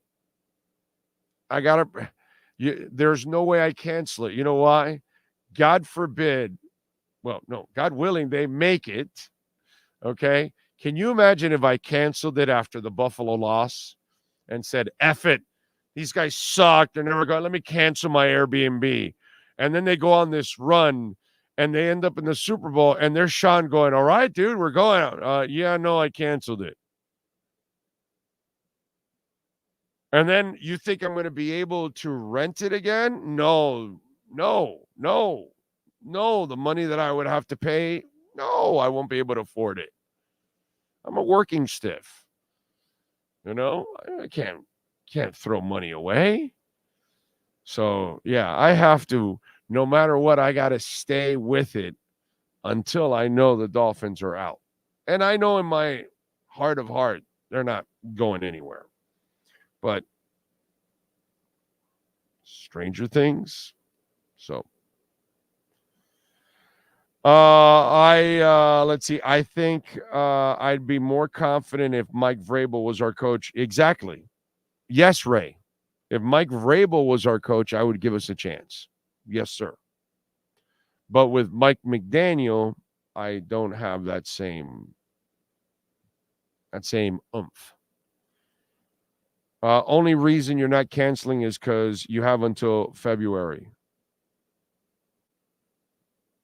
Yeah, that's why I made the reservation, dude. I don't know why you put the laughing emojis. That's not really funny. That's accurate. I purposely. So am I supposed to make a reservation that has no out clause? Is that what you would do, Hunter? Am I supposed to make a reservation that doesn't have a date before the Super Bowl that I can get out of? That's kind of the reason why I did it. I did it last year too. I had one in Arizona set up. Okay? And I've never done that for any other Dolphins season, by the way. I really like this team. I like the talent. I just think our head coach is an underachiever right now. Oh, you need to clone. We need you cloned so someone can call it how it is 30 years from now with these damn Dolphins. Oh, man. I'm telling you. Bring in Offerdahl with that toilet seat around his neck to play linebacker. Oh, the padding, the toilet seat. That is so fantastic. That's a great line on your part, dude. It's a great line. That is awesome. Can you imagine if we go on this magical run? It's slim but possible. No, it's not possible, Lenny. It's not possible. It's possible you can win this week or some, but no, it's not possible. You're not running the table and getting to the Super Bowl. As much as I would love it, it's not possible. This team is so injured now at this point. I mean, it was like last week the football god said, screw you. AVG, you're down. Jerome Baker, just back. You're out of here. On what? You just going to bring up Cameron? No luxuries for you guys. Out of here. No playoffs for you. It's like they're coming after us, dude. It's like the football gods hate us. It's like there's people all over the place with dolls and voodoo and stabbing it over and over again. It's what they're doing. It's what it feels like. It always feels as a Dolphins fan that you're under attack and that you can't have good things. And you guys have told me this, and I tried to shoot it down and say, no, it's not. It's different. We're gonna be different. Nothing's changed, dude. It's terrible, man. It's terrible. Tony Montana says, I'm calling it now. We're running the table because McDaniel's been saving it all for the playoffs. The Drew says, if Miami wins the game, then they'll finally win a playoff game. It would be nice. That Tennessee loss really stings. Yes, it does. Yes, it does. It does hurt losing to a real coach. Big O, it's that damn curse of the Indian Bear. No, that doesn't fly. The Marlins have won 2 championships there. So that stuff doesn't fly. So other teams need to sustain serious injuries in the playoffs for us to have a chance. Yeah. Nobody has injuries like us, unfortunately. I mean, the injuries on the offensive line alone all season were crazy. Big O, the Vrabel firing proves that every coach is expendable. McDaniel getting to the playoffs is nice and all, but just getting in isn't the goal. He has to win and not collapse in December. I know. That's why I phrased it to Cam. That's so if he continues to do the same shit he's done for the last 2 years, you wouldn't fire him. And unfortunately, if this is the same stuff by the end of next season, I will be off the McDaniel bandwagon. I can guarantee you that. True Fin Fan, thank you for the love in the super chat. Remember, you can send a donation through Cash App or Venmo at any time. Cash Big O Show, even a Bitcoin donation. You know we love our Bitcoin donations. Fire Vrabel, huh? He's the reason we lost the East. I know. It's crazy, right? I don't get that. I don't know how you would fire Mike Vrabel. You are a bad organization if you fire Mike Vrabel. All right, we thank Ira Winderman, Cameron Wolfe, Manny Navarro. Of course, I want to thank Sean Stanley. Without that man, we are lost. He masters this entire platform and makes our lives easy, and we appreciate him every single day. We thank all of you out there, those of you that tuned in, downloaded, watched the show, send in a super chat, Cash App or Venmo, Cash Big O Show as always. I appreciate you all out there. Visit our incredible sponsors, please. Craig Zinn's Acura of Pembroke Pines, Top Gun, Welton Rayom, Sloman's Home Shield, been servicing Americans for 100 years, Cutter's Edge Pro, you name it, Hialeah Park, Baptist Health, KSDT CPAs, Perdomo Cigars. Man, we got some great sponsors. Please take care of our sponsors. They take care of us. If your business wants to be a part of our platform and sponsor one of our insiders, which gets a lot of traffic for you, 786-754-4664. Give us a ring on our business line.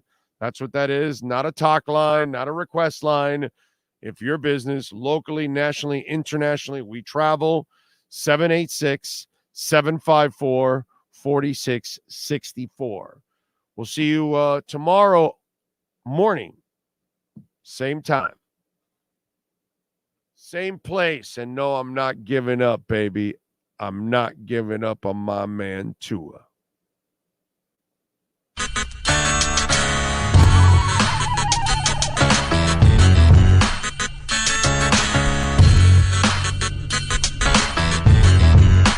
This is the Big O Show.